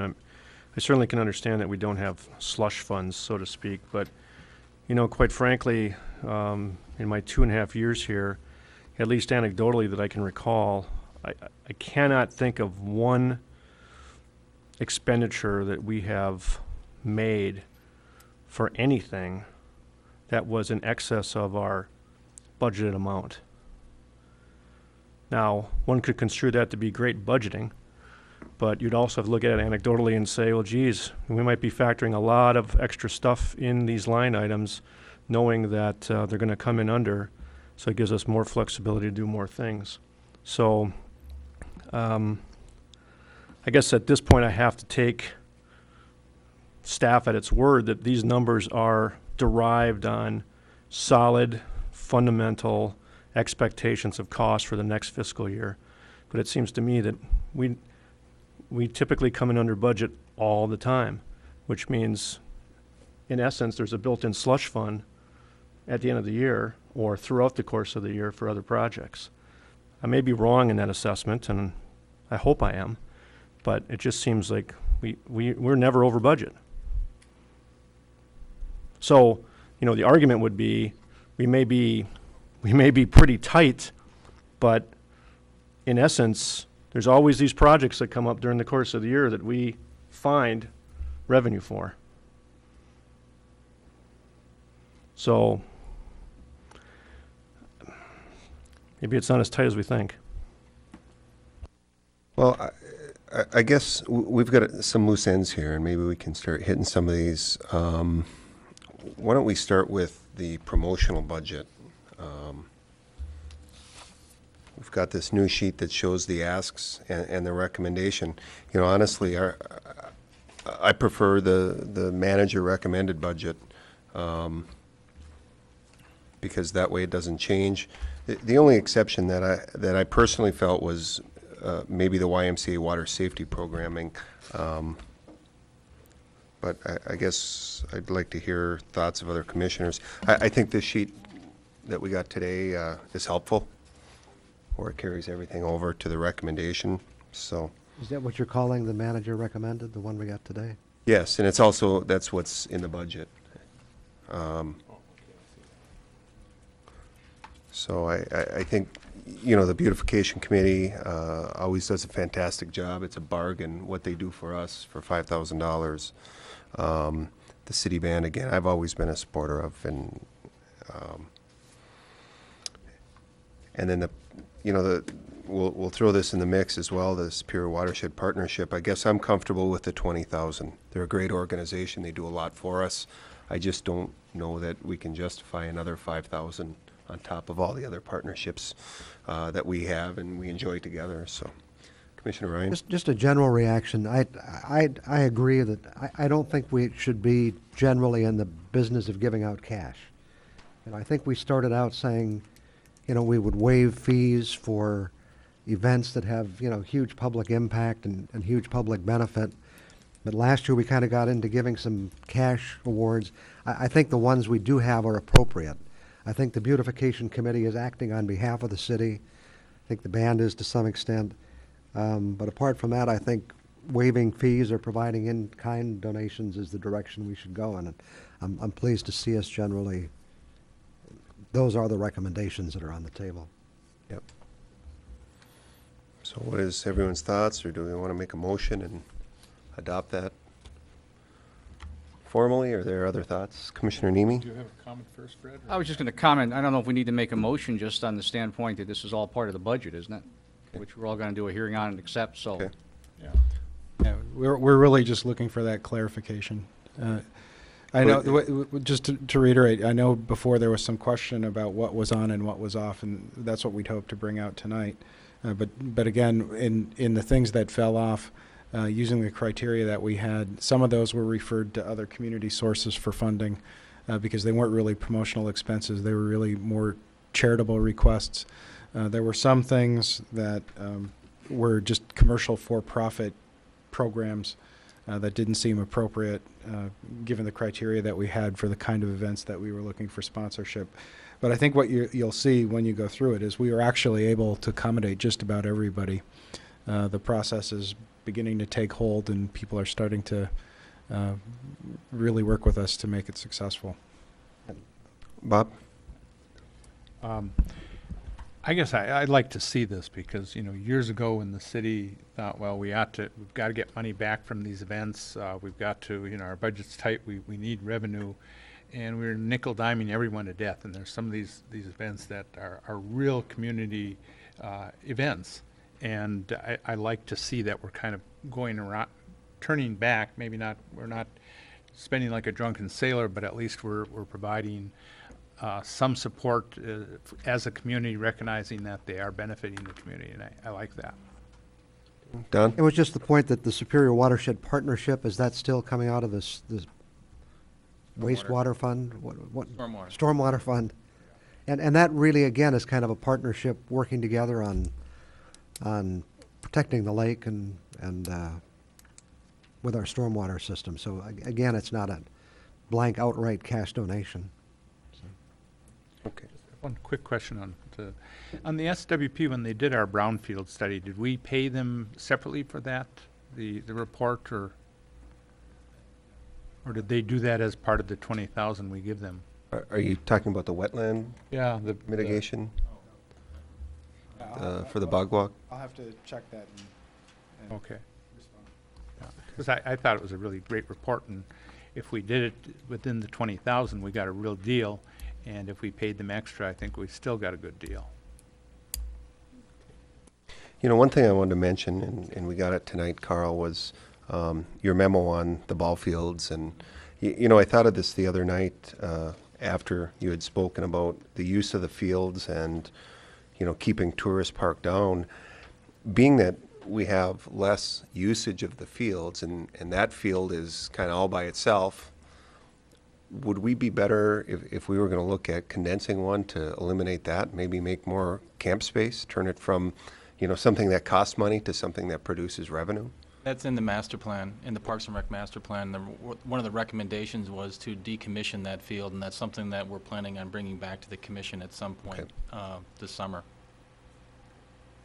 Don?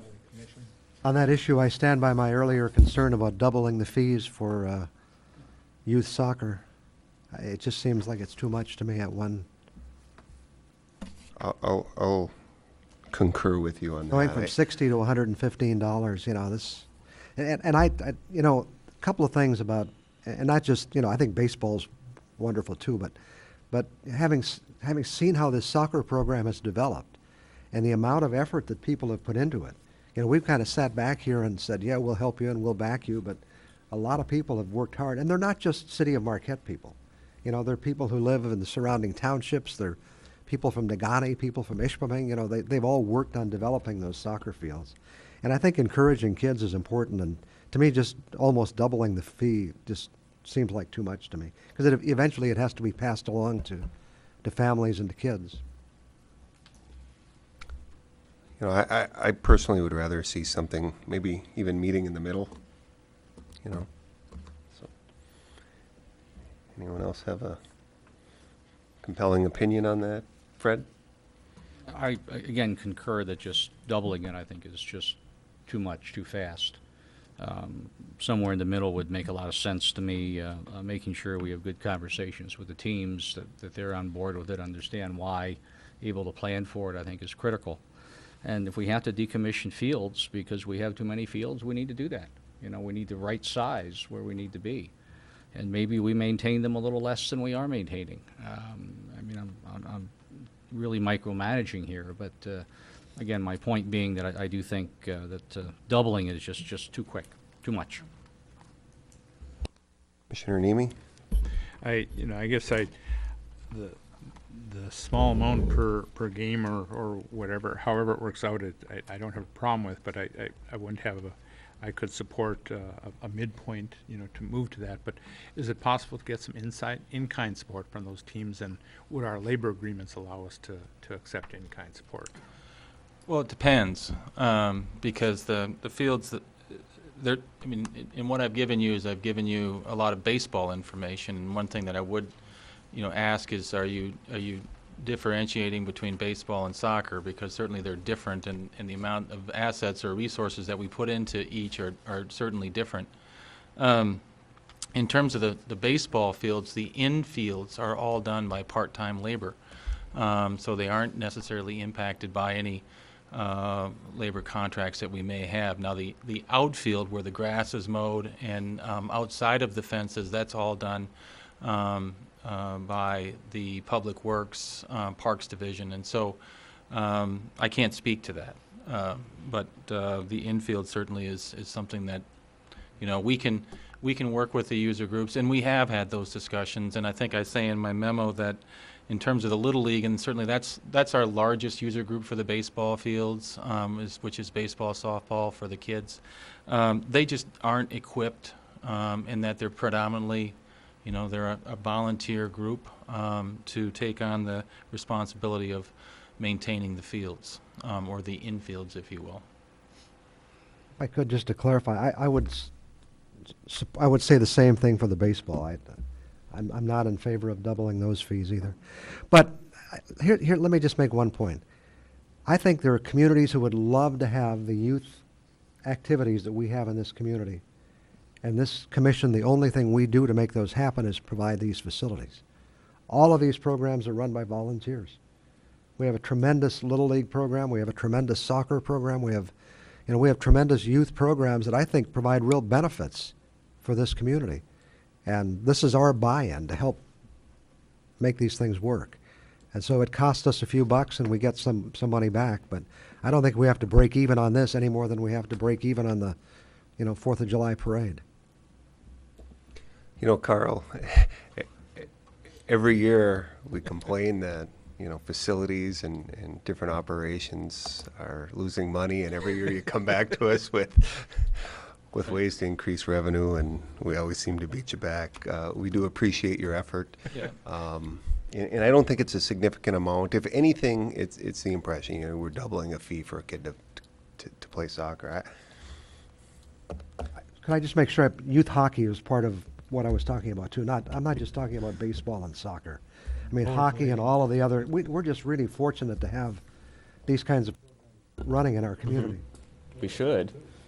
You know, I want to throw Carl actually a little bit of prop. I'm totally fine with decommissioning half the fields and keeping the prices hiked to where you put them. I don't like the idea of raising rates on kids, but looking at how much we're losing on a lot of the fields and the maintenance, no matter how great they are for our community, and it's one of the reasons I live here.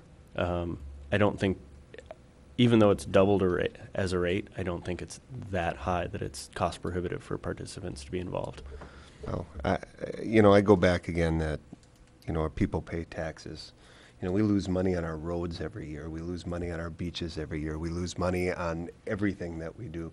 We lose a lot more money on our police services every year. Right, Chief? But, to a degree, taxes go to pay for that.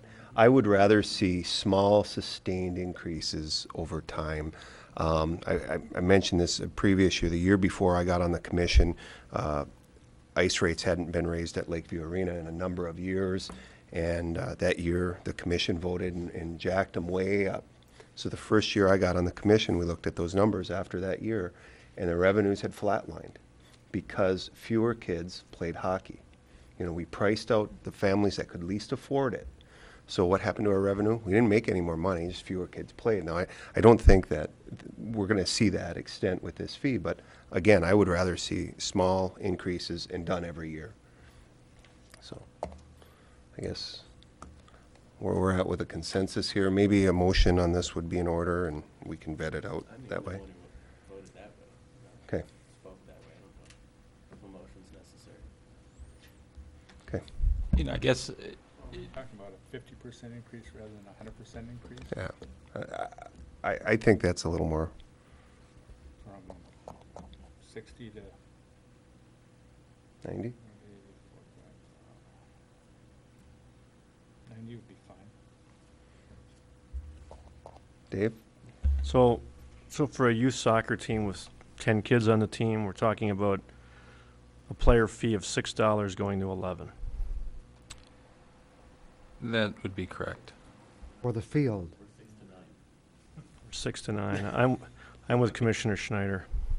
I think at some point in time you put a value on the services you provide, and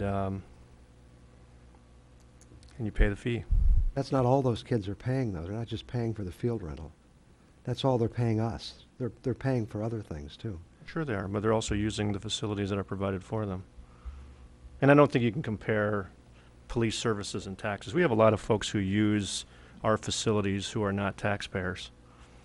And it's an opportunity for us, if you want to look at it that way, to gain some revenue from that outside use. So I would tend to just go with what has been pitched thus far.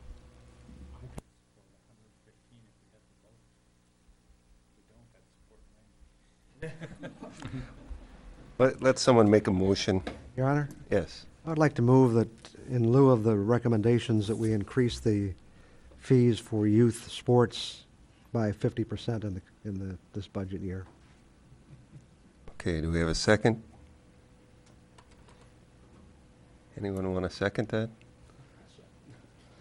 Fred seconds it. Any more comment?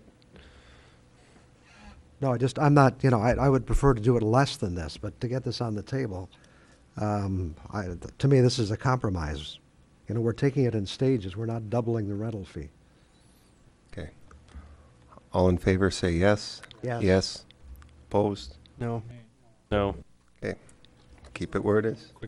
I appreciate the compromise of my colleagues. I didn't vote against it to just in case there was 4 votes. I think you to get did. in there.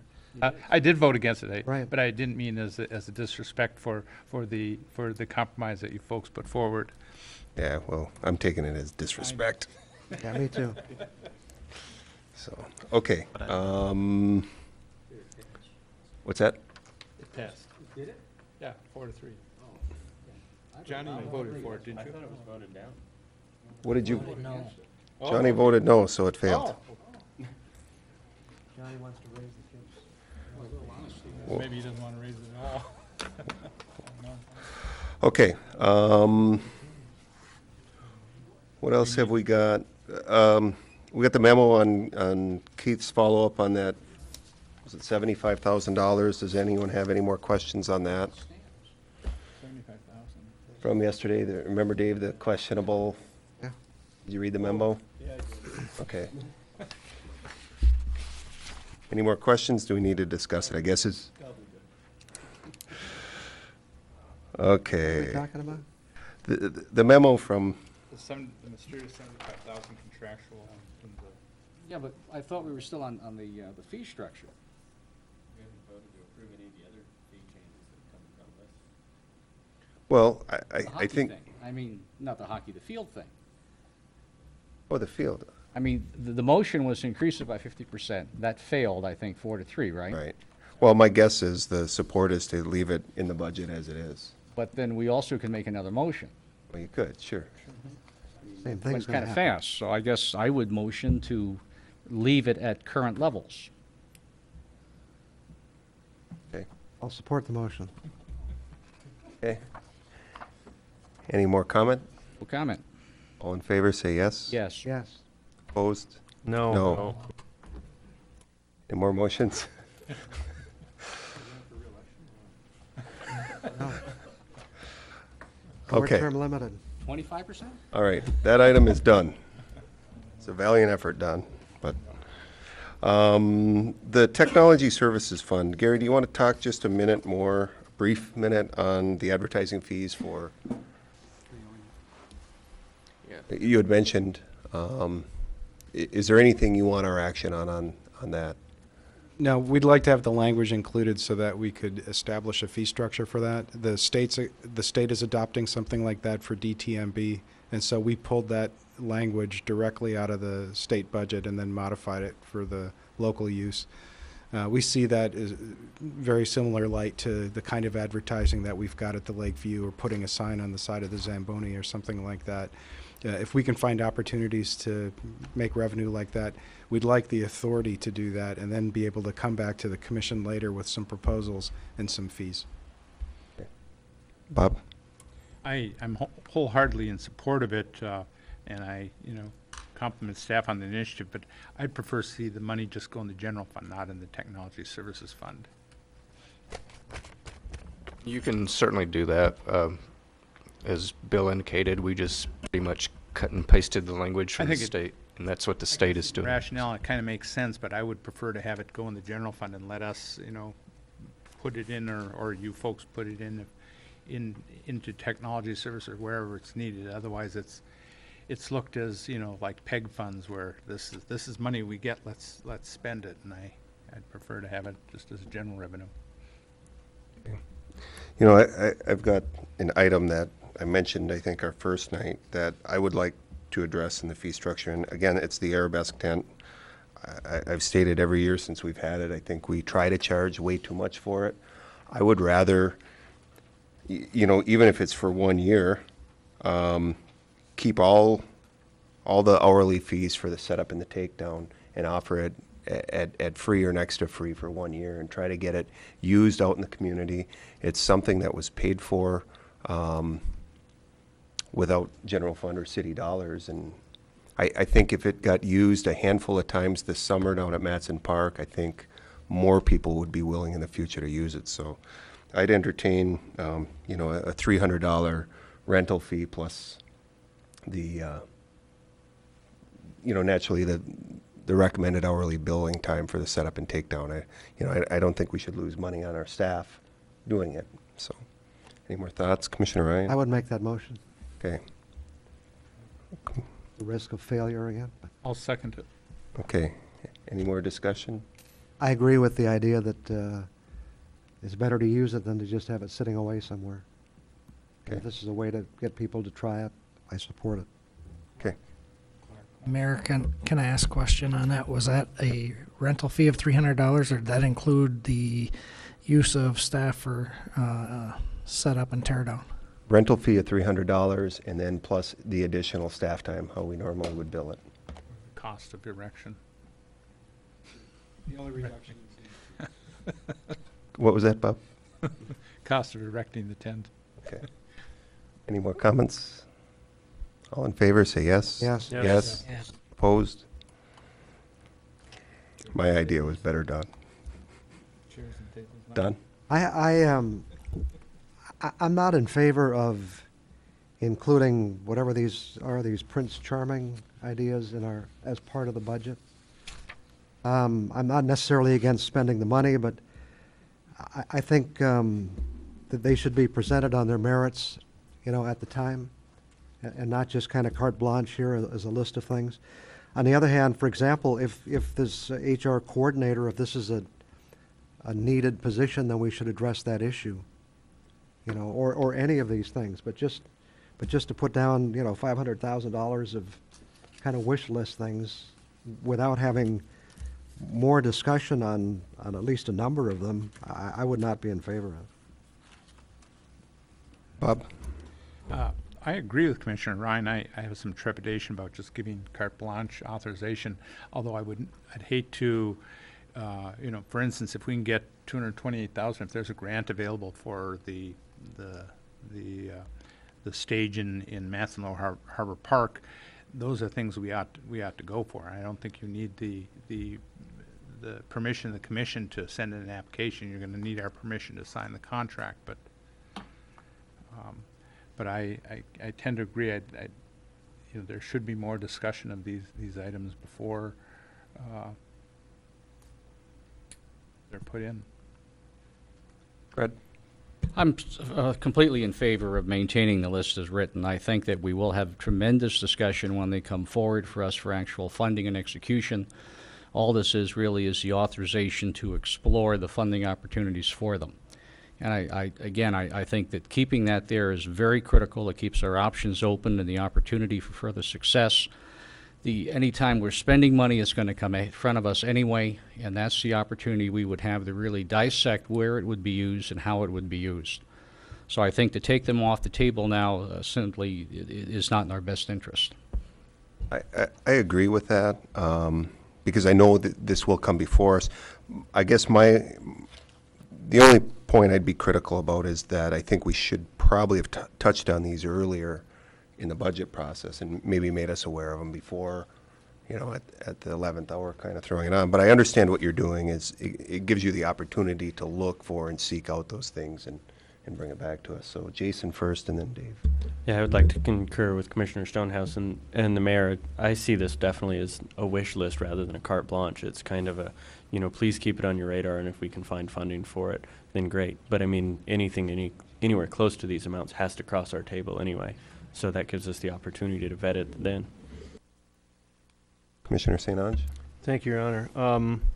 I do understand the difference between authorized and appropriated, but believe it or not, I'm going to concur with Commissioner Ryan, assuming that I fully understand exactly what he said with regard to these 5 items. I think if opportunities come up, staff has always been good in presenting those opportunities to us in advance. So I think the commission could take action at that point in time to open the opportunity or to at least levy the support that might be needed. I am very hesitant about adding additional staff. I think anytime we're looking at staff, we should have a strategic position with regard to staff, and at least in my opinion, given the financial affairs and the issues that are on the horizon, a net zero is a minimum for us to just add another person. And I realize a promotion is a promotion, and you by doing such and changing the structure, you create a hole. But I'm sure monies or the position can come from attrition through something else that may happen. To just add another position, given the extraordinary fringe benefit rates that we're paying and the commitments long-term of adding staff, I just don't think it's in our best interest to do so, especially in a format like this where we really haven't vetted these and they're being presented to us in short order. To allocate $530,000, I think would be premature. Thanks. Okay. City manager, you know, we recently received a retirement letter from your executive assistant, and I know that there's going to be some changes in staffing. Is this a position that effectively would, to a degree, replace some of what she does? I know it's different from what she does, but isn't there going to be some changes in staffing? Yeah, we're actually in the process of trying to come up with a final footprint for June 1st. What we're looking at doing is taking some of our responsibilities and moving them to the assistant city manager, some of our responsibilities to the director of administration. Majority of her responsibilities will be backfilled by her current program analyst, who we promoted last year. And then we've got the whole that we're considering a lot of different options, whether we put in interns that we could get from Northern Michigan University, whether we can put in some kind of temps, whether we find some other entry-level position. This would really give us the opportunity to think more strategically about how we want to manage staff instead of just the status quo. So I guess, you know, to me, I look at this and say we may not be technically adding a position. We may be fundamentally replacing a retirement in a different way. So. Or more. I'd only point out we're not asking you to allocate money, and in fact, that list doesn't commit you in any way to make resources available. It's essentially it's a heads up. We'd like to have that flexibility so that we can go out and pursue these things. We think some of them we're potentially going to need. Some of them we believe we need from an administrative standpoint. All of them would come before the commission again. What each one of them would do would require a budget amendment. And so it's not something that could even really be done from within the existing approved budget that will reach by May 14th of this year. But they give you a sense of some of the things that we would be looking for that might potentially require a budget amendment should they come to pass during the year, or should we get the opportunity. Okay. So, you know, with that, I'm personally comfortable with these 5 in here. Commissioner DePietro. Thank you, Your Honor. I'll just weigh in on that because like the way our CFO, Gary Simpson, presented it to us and the city manager is when the sustainable funding source is available, they're going to come back and present it to us again. So it's not something that they're asking for us to approve right now and then finding the money. It's when they find the money, they'll come back and ask for some of these things. So I'm going to support the motion by Commissioner Namey. Thank you. Okay. He didn't make a motion. I think we have, you know, do we have consensus on this to leave it in? Majority. I think there's majority consensus on that part, but okay. I don't think we have to go through the rigmarole of the vote. Okay. We'll leave it in. Why not? Well, we can. Okay. We don't have a motion yet. Yes. If we're going to vote on a $115 team fee, I think it warrants voting on a $530,000 potential expenditure. Yeah. Commissioner Schneider. I'll make a motion that we accept the, what are we calling it, the Prince Charming, as part of our budget as Authorized but not appropriate list. All right. To authorize but not appropriate the Prince Charming list as part of our budget. Do you have support? Commissioner Stonehouse? I will support the motion. All right. Any additional comments? Commissioner Ryan? I would just say that this says that we're setting these 5 things ahead of any other thing that may come up in the coming year. Oh, I don't And think I don't so. necessarily, well, yes, we are. And I don't necessarily agree with that. And there are also many things on the capital outlay list that we didn't do that we could be looking at that we're not doing. And instead we're saying we're going to look for $530,000 to do this stuff, and that's why I disagree. So, Yeah. I disagree with that. You know, $228,000 we can't use to build a road if it's coming from an arts and culture grant for Matson Park. So I'll call a question. All in favor, say yes. Yes. Opposed? No. No. Motion carries 4-3. Schneider, Keevola, DePietro, and Stonehouse. Okay, what else are we missing, Gary? I believe that's it, unless you wanted, well, you did discuss the Superior Watershed, $5,000. That's it as far as I know of. Commissioner St. Ange? I guess I'd like to have a discussion about our projected bonding effort for the next fiscal year and what's on the table. I think the city manager, if I heard you correctly, you know, there are a number of different options. I realize we have discussed these in previous meetings, but here we are on the cusp of getting ready to adopt a budget. And I think, at least I know a lot more about the budget today than I knew about the budget when we voted on potential capital equipment and capital improvement projects. And I think it warrants having a discussion. I think Gary made a comment in the opening evening that generally we're retiring, and correct me if I'm wrong, Gary, I don't want to characterize it for you, but we're generally retiring about $4 million worth of debt. Is that principal debt, or is that? That's $4 million in principal each year, yes. So, you know, I don't know right now, because there was one project that we talked about for the wastewater plant with regard to the biosolids building that at least I was under the impression it was going to be a bonded project, and now it's going to be taken out of reserves. I guess I'd like to revisit this just from the standpoint of knowing what's in the draft budget with regard to bonded debt now, knowing what we know today. And at the very minimum, I would encourage the commission to not increase the bonded debt that we're going to carry into the next fiscal year. If we've retired $4 million, then we should limit our capital expenditures as far as bonded debt is concerned to no more than $4 million.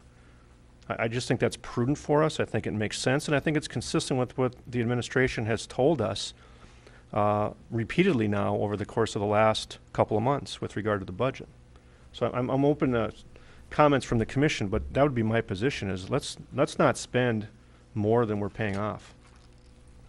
And if I could add too, it's staff's understanding after we went through the capital outlay sessions that even though you approved a certain amount of capital outlay, that the next bond issue we'll try to keep that at the $4 million cap. So we're going to try to fit what we can do for $4 million is kind of the directive that staff had coming out of that. So if we misunderstood, please let us know now. So. No, I think we've been clear the last 2 years that. Yeah, if I could, but given what you just said, I don't think we should imply what that directive is. I think this commission should tell you in no uncertain terms, if we're going to limit it to $4 million and we're going to leave the decision as far as what can be done based on funding opportunities, then you're still going to come back to us for that bonded. But with regard to the budget, it's definitive. We're not going into this dealing in the gray matter. This has to be black and white. This is an important issue for us, I think. So let's give directive. We voted on other issues. Let's vote on something like that we don't bond more than what we pay off in the previous fiscal year. Is that in the form of a motion? Absolutely. Thank you. Okay. I'll support the motion. I have a motion and support. Commissioner Ryan, did you get the motion, clerk? Okay. Any more discussion? Yes. Gary, does that give you the definitive direction that you need? Yes, sir. Yes, okay. thank I you just very want to much. make sure that we're not. We're crystal clear now. So Very good. Thank you. All Appreciate right. it. Commissioner Ryan? As you said, Mayor, I think this is the path we've been on for the past 2 years. I recommended this last year, and we didn't formally vote on it, but I think we basically did that. And the whole idea is not to borrow more than we pay off, and so I think staying on that track is important. All in favor, say yes. Yes. Yes. Yes. Opposed? Motion carries. All right, anything else? Commissioner Nemi? Thank you, Your Honor. I guess I just want to revisit a question I had last night, and I heard an answer, but I guess I'm still confused. The almost $1 million out of the motor vehicle equipment fund. That's an expenditure on behalf of the motor vehicle equipment fund. That money is going somewhere, but where is it going? Which line was that again? That's the transfer out 999 in the. Oh, all that is we're continuing to budget for the full motor pool charge to each department and fund that uses motor pool. And as Scott Kimbenzi indicated, a lot of that is due to some of the contractual arrangements that we have with the state and others. And then you know, as we talked about last year's budget, we finally reached the $1 million threshold in the reserve fund that we were striving to get for the motor pool fund. So in order to get the budget to work, we had to, because we're showing, you know, the department's being charged full expense, we have to show that as revenue coming into the motor pool. But so that we keep the $1 million threshold in the reserve fund, we're showing that as transfers out back to the other funds so that we stay at the $1 million threshold. The alternative is, like you mentioned, we could have just budgeted for whatever that amount would have been, but then that puts us in a precarious position when we're dealing with the state and asking for reimbursement on certain contracts. Well, I guess I understand your rationale there, but I guess I don't agree with it. I think, you know, if you've got a contract with the state, you use the, was it Schedule C rates?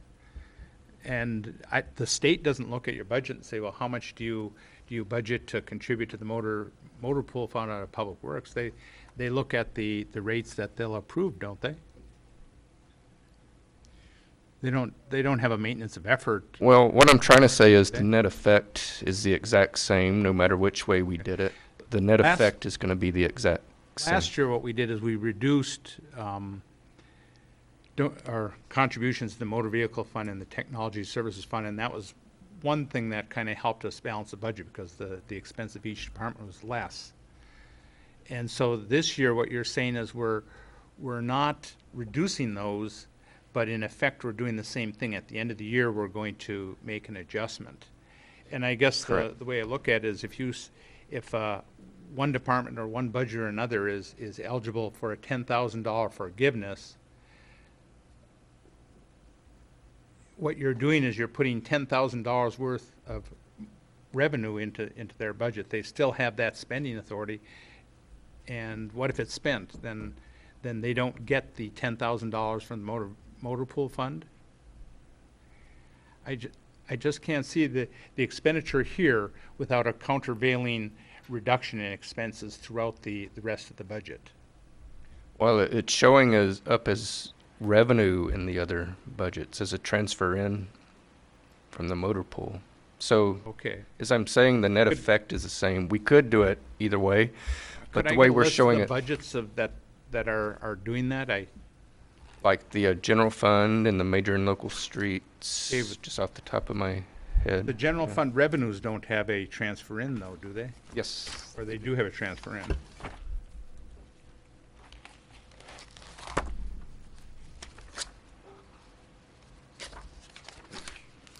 If you look at page 43, up at the top, under the non-departmental revenue, the very last line is transfer in, and that's coming in from the motor pool. $475,000? Correct, yes. Okay, that's roughly half of the 900,000. Where was the? Yeah, probably close, yeah. Pardon? And if we had budgeted the other way that you suggested, that line wouldn't be there, but we'd still be paying the same amount. The net effect is the same no matter which way we would do it. So we could have budgeted less in expense, but the way we're showing it is revenue coming in. Okay, but that's 400. The motor pool fund's giving the general fund 475,000. What's it going to do with the remainder of the 936,000 or whatever? Well, it's going out to other funds as well. Enterprise funds and wastewater Major treatment. streets, local streets. Yeah. Well, yeah. it Everybody wouldn't that go to the enterprise funds because. Well, major and some of local, them, but yeah. not the utility funds. Your Honor, these aren't even real dollars. I mean, these are internal charges from one department and then giving the money back is really, they aren't even real dollars. I understand that, and I guess I wanted a better explanation of it. Okay, well, but I'm just saying. Are you there yet? Okay, it's to the other non-utility funds that it would show up in transfers in. Correct, yes. And as you indicated, there are two ways we could do this, and you presented both. They both, bottom line, are the exact same. So we just chose the one method so that, you know, if you look at individual funds, on the expense side, you won't see these great gyrations from year to year. This hopefully levels it out, puts everything on an even playing field, and we just took a shot at it, and that's what we did. So we aren't trying to pull the wool over anybody's eyes. Any other comments, questions, follow up? Okay, we need to have a motion to schedule a public hearing. Commissioner Ryan? I move we schedule a public hearing on the budget on May 14th. All right, do we have support? Commissioner Stonehouse? Support. All in favor, say yes. Yes. Yes. Opposed? Next up is public comment. Comments should be limited to 5 minutes per person. Anyone? We only have one member of the public here, so, and the press. Okay. Comments by city commissioners. I'll start to my far left, Commissioner St. Ange. Thank you, Your Honor. I'll just be the first to acknowledge the effort of the staff and everyone putting this together. This is my third one. It's always an interesting process. Still, for future edification, I still would love to see the process changed, even more so. The issue of capital equipment and capital construction projects coming first is the dog wagging the tail, or the tail wagging the dog, so to speak. So I'd like to see it different. I don't necessarily have a recommendation because I think the effort that Gary has to put in this is monumental, so trying to figure it all out. But I have to trust there might be a better way to do it, that at least some information can be provided earlier in the process so that we're not making large ticket commitments before we actually see the nuts and bolts of staff commitments and other operating concerns going forward, especially revenue. So, but other than that, I do appreciate it. I appreciate everyone's patience with me as I've asked my questions and continued to figure out how this process works. So I appreciate everyone's effort and look forward to another successful year. Thanks. Commissioner Schneider? I'd like to concur with Commissioner St. Ange. The amount of work that staff has put into this is pretty incredible. Last year I was just trying to figure out what in the world was going on by looking at $20 million and how we were allocating everything and trying to hold my own. This year, having the first under my belt, it's made significantly more sense, and I recognize how much effort has gone into it. I'm also looking forward to seeing in what ways we change our process of handling the budget next year. I know that we're trying to find ways of being more efficient and effective in making decisions and having it presented to the commission. So I appreciate that work and look forward to next year. Thank you. Commissioner Nemi? Thank you, Your Honor. I echo my previous commissioner's comments on the efforts of staff. It was very good. I think the first night we had the kind of the overview picture, and I had emailed the city manager that I thought that was worthwhile, that it probably, at the start we were a little frustrated because we were spending a lot of time on it, but I think it was some of the best debate we've had on budget issues, throughout the years that I've been here. And I think, if we look at our sleeping dragons list, some of those are going to come to pass. Like maybe the power plant will be here, maybe it won't be. Maybe the hospital will give us taxes, maybe it won't.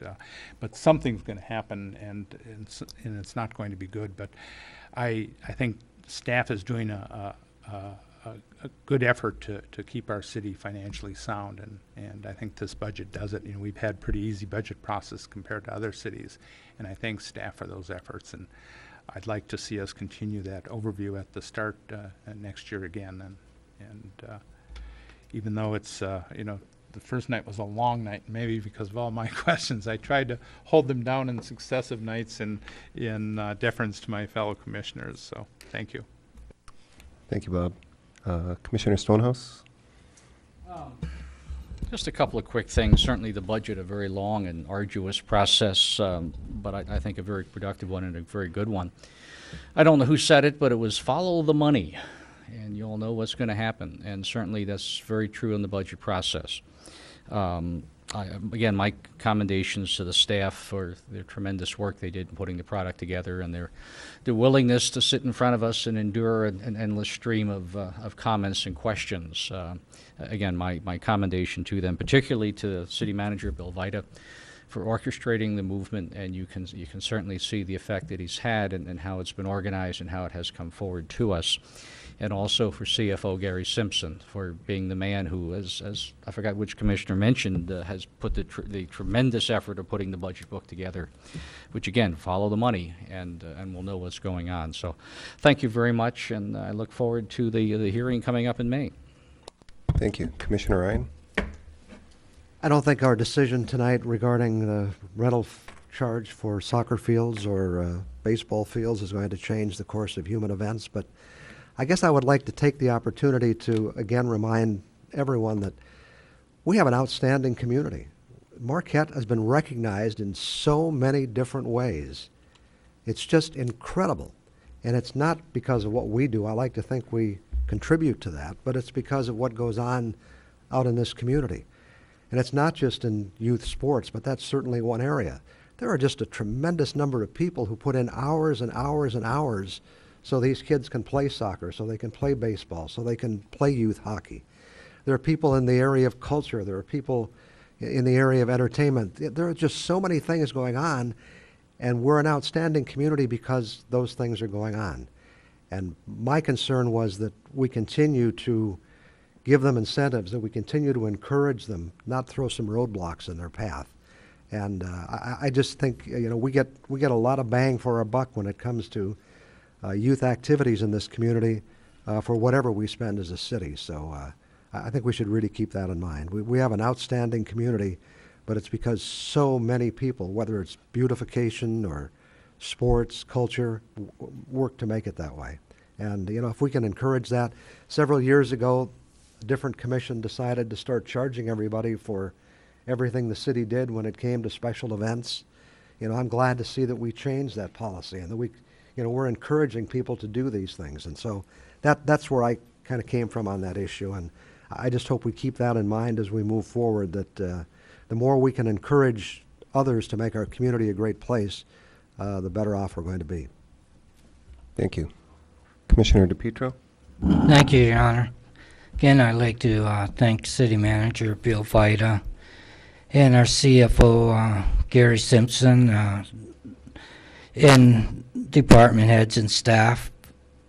I think the commissioners really did an excellent job of asking questions and trying to find every possible answer to questions, and I believe that the staff did it, the city manager, our CFO, awesome bean counter. He's right on top of everything, no matter how many questions that Commissioner Nemi can fire at him, he can still react to it. So, again, I thank you people for doing an excellent job. We've come a long ways in a very short couple of years of getting this budget more in order than we ever had. And sometimes at the end of the year, we end up with some savings due mostly I think, the contractors, and a lot of times it's to the economy that we do get excellent bids. When engineering and other departments put out their prices, they put out the prices that the contractors are charging for their help and the equipment. So then when the project is put out to bid, a lot of times it comes in way under. So we do end up with savings. So I don't think anybody's trying to inflate figures so that we look good afterwards. It's just the way the economy is, and it hadn't always been like that. So anyways, Your Honor, thank you very much for letting me say what I said. Thank you, everybody. All right, thank you. Well, this is my last budget meeting, and I will tell you considerably different from my first budget meeting 6 years ago. I remember those first couple of years, and I mentioned this downstairs earlier, I just didn't have the confidence in some of the staff that was presenting to us. Totally different now. I think the staff has done an incredible job. They're very professional. Bill, that starts with you at the top. This is a great budget. You've done a great job since you've been here to really make this, I think, easier. Is it perfect? No. I tend to agree with Commissioner St. Ange about the capital issue. It would be nice to see that first, you know, or see this part first and capital later, so you know how much you have to spend, but it's still a better process than we've had before. Gary, you've done a marvelous job. You have slept the least amount this budget series than any other time. So again, kudos to staff. You know, I'm very proud of this document. I really am. So I look forward to the vote in May. That's all I've got, City Manager. Thank you. Well, character of a community comes from the character of its leaders, and we thank the Commission for the leadership that they've demonstrated through this process, for all of the work that you've put in as somewhat paid but grossly underpaid volunteers in leading the city forward. Nothing happens until it satisfies you, and we hope that we've helped you serve our community well. I'd like to also thank all of our department heads, and in particular Gary. He's done yeoman's job. Dave Blue, of course, we mentioned earlier, is pulling a hero's load, trying to keep these things moving forward. It's been a interesting change from last year. We always hope to get better. We've listened to everything that's been said tonight, and hopefully we'll be able to demonstrate improvement as we move forward. Thank you. All right. Yeah. Commissioner Nemi would like to ask one more question. You know, when we were talking about the capital budget before, the operating budget, doesn't the charter require that the capital budget be sent to the Planning Commission at a certain period of time? And that's what drives the current charter, backwards yes. system we have? The current charter does require that staff work with the Planning Commission on the capital outlay part. Doesn't that actually dictate that the way the charter tells us to do it, it happens before we get into the operating budget process? Perhaps in the new charter that should be addressed, and that it shouldn't mandate the process one way or another. That was two correct. questions. Statement. Or you are correct. We are following the way the charter sort of spells it out now, but the Charter Commission did allow me the liberty to submit some new language, which will allow more flexibility for the city manager to arrange things in the order that he or she feels it should be done. So. Okay. All right. With that, we're adjourned.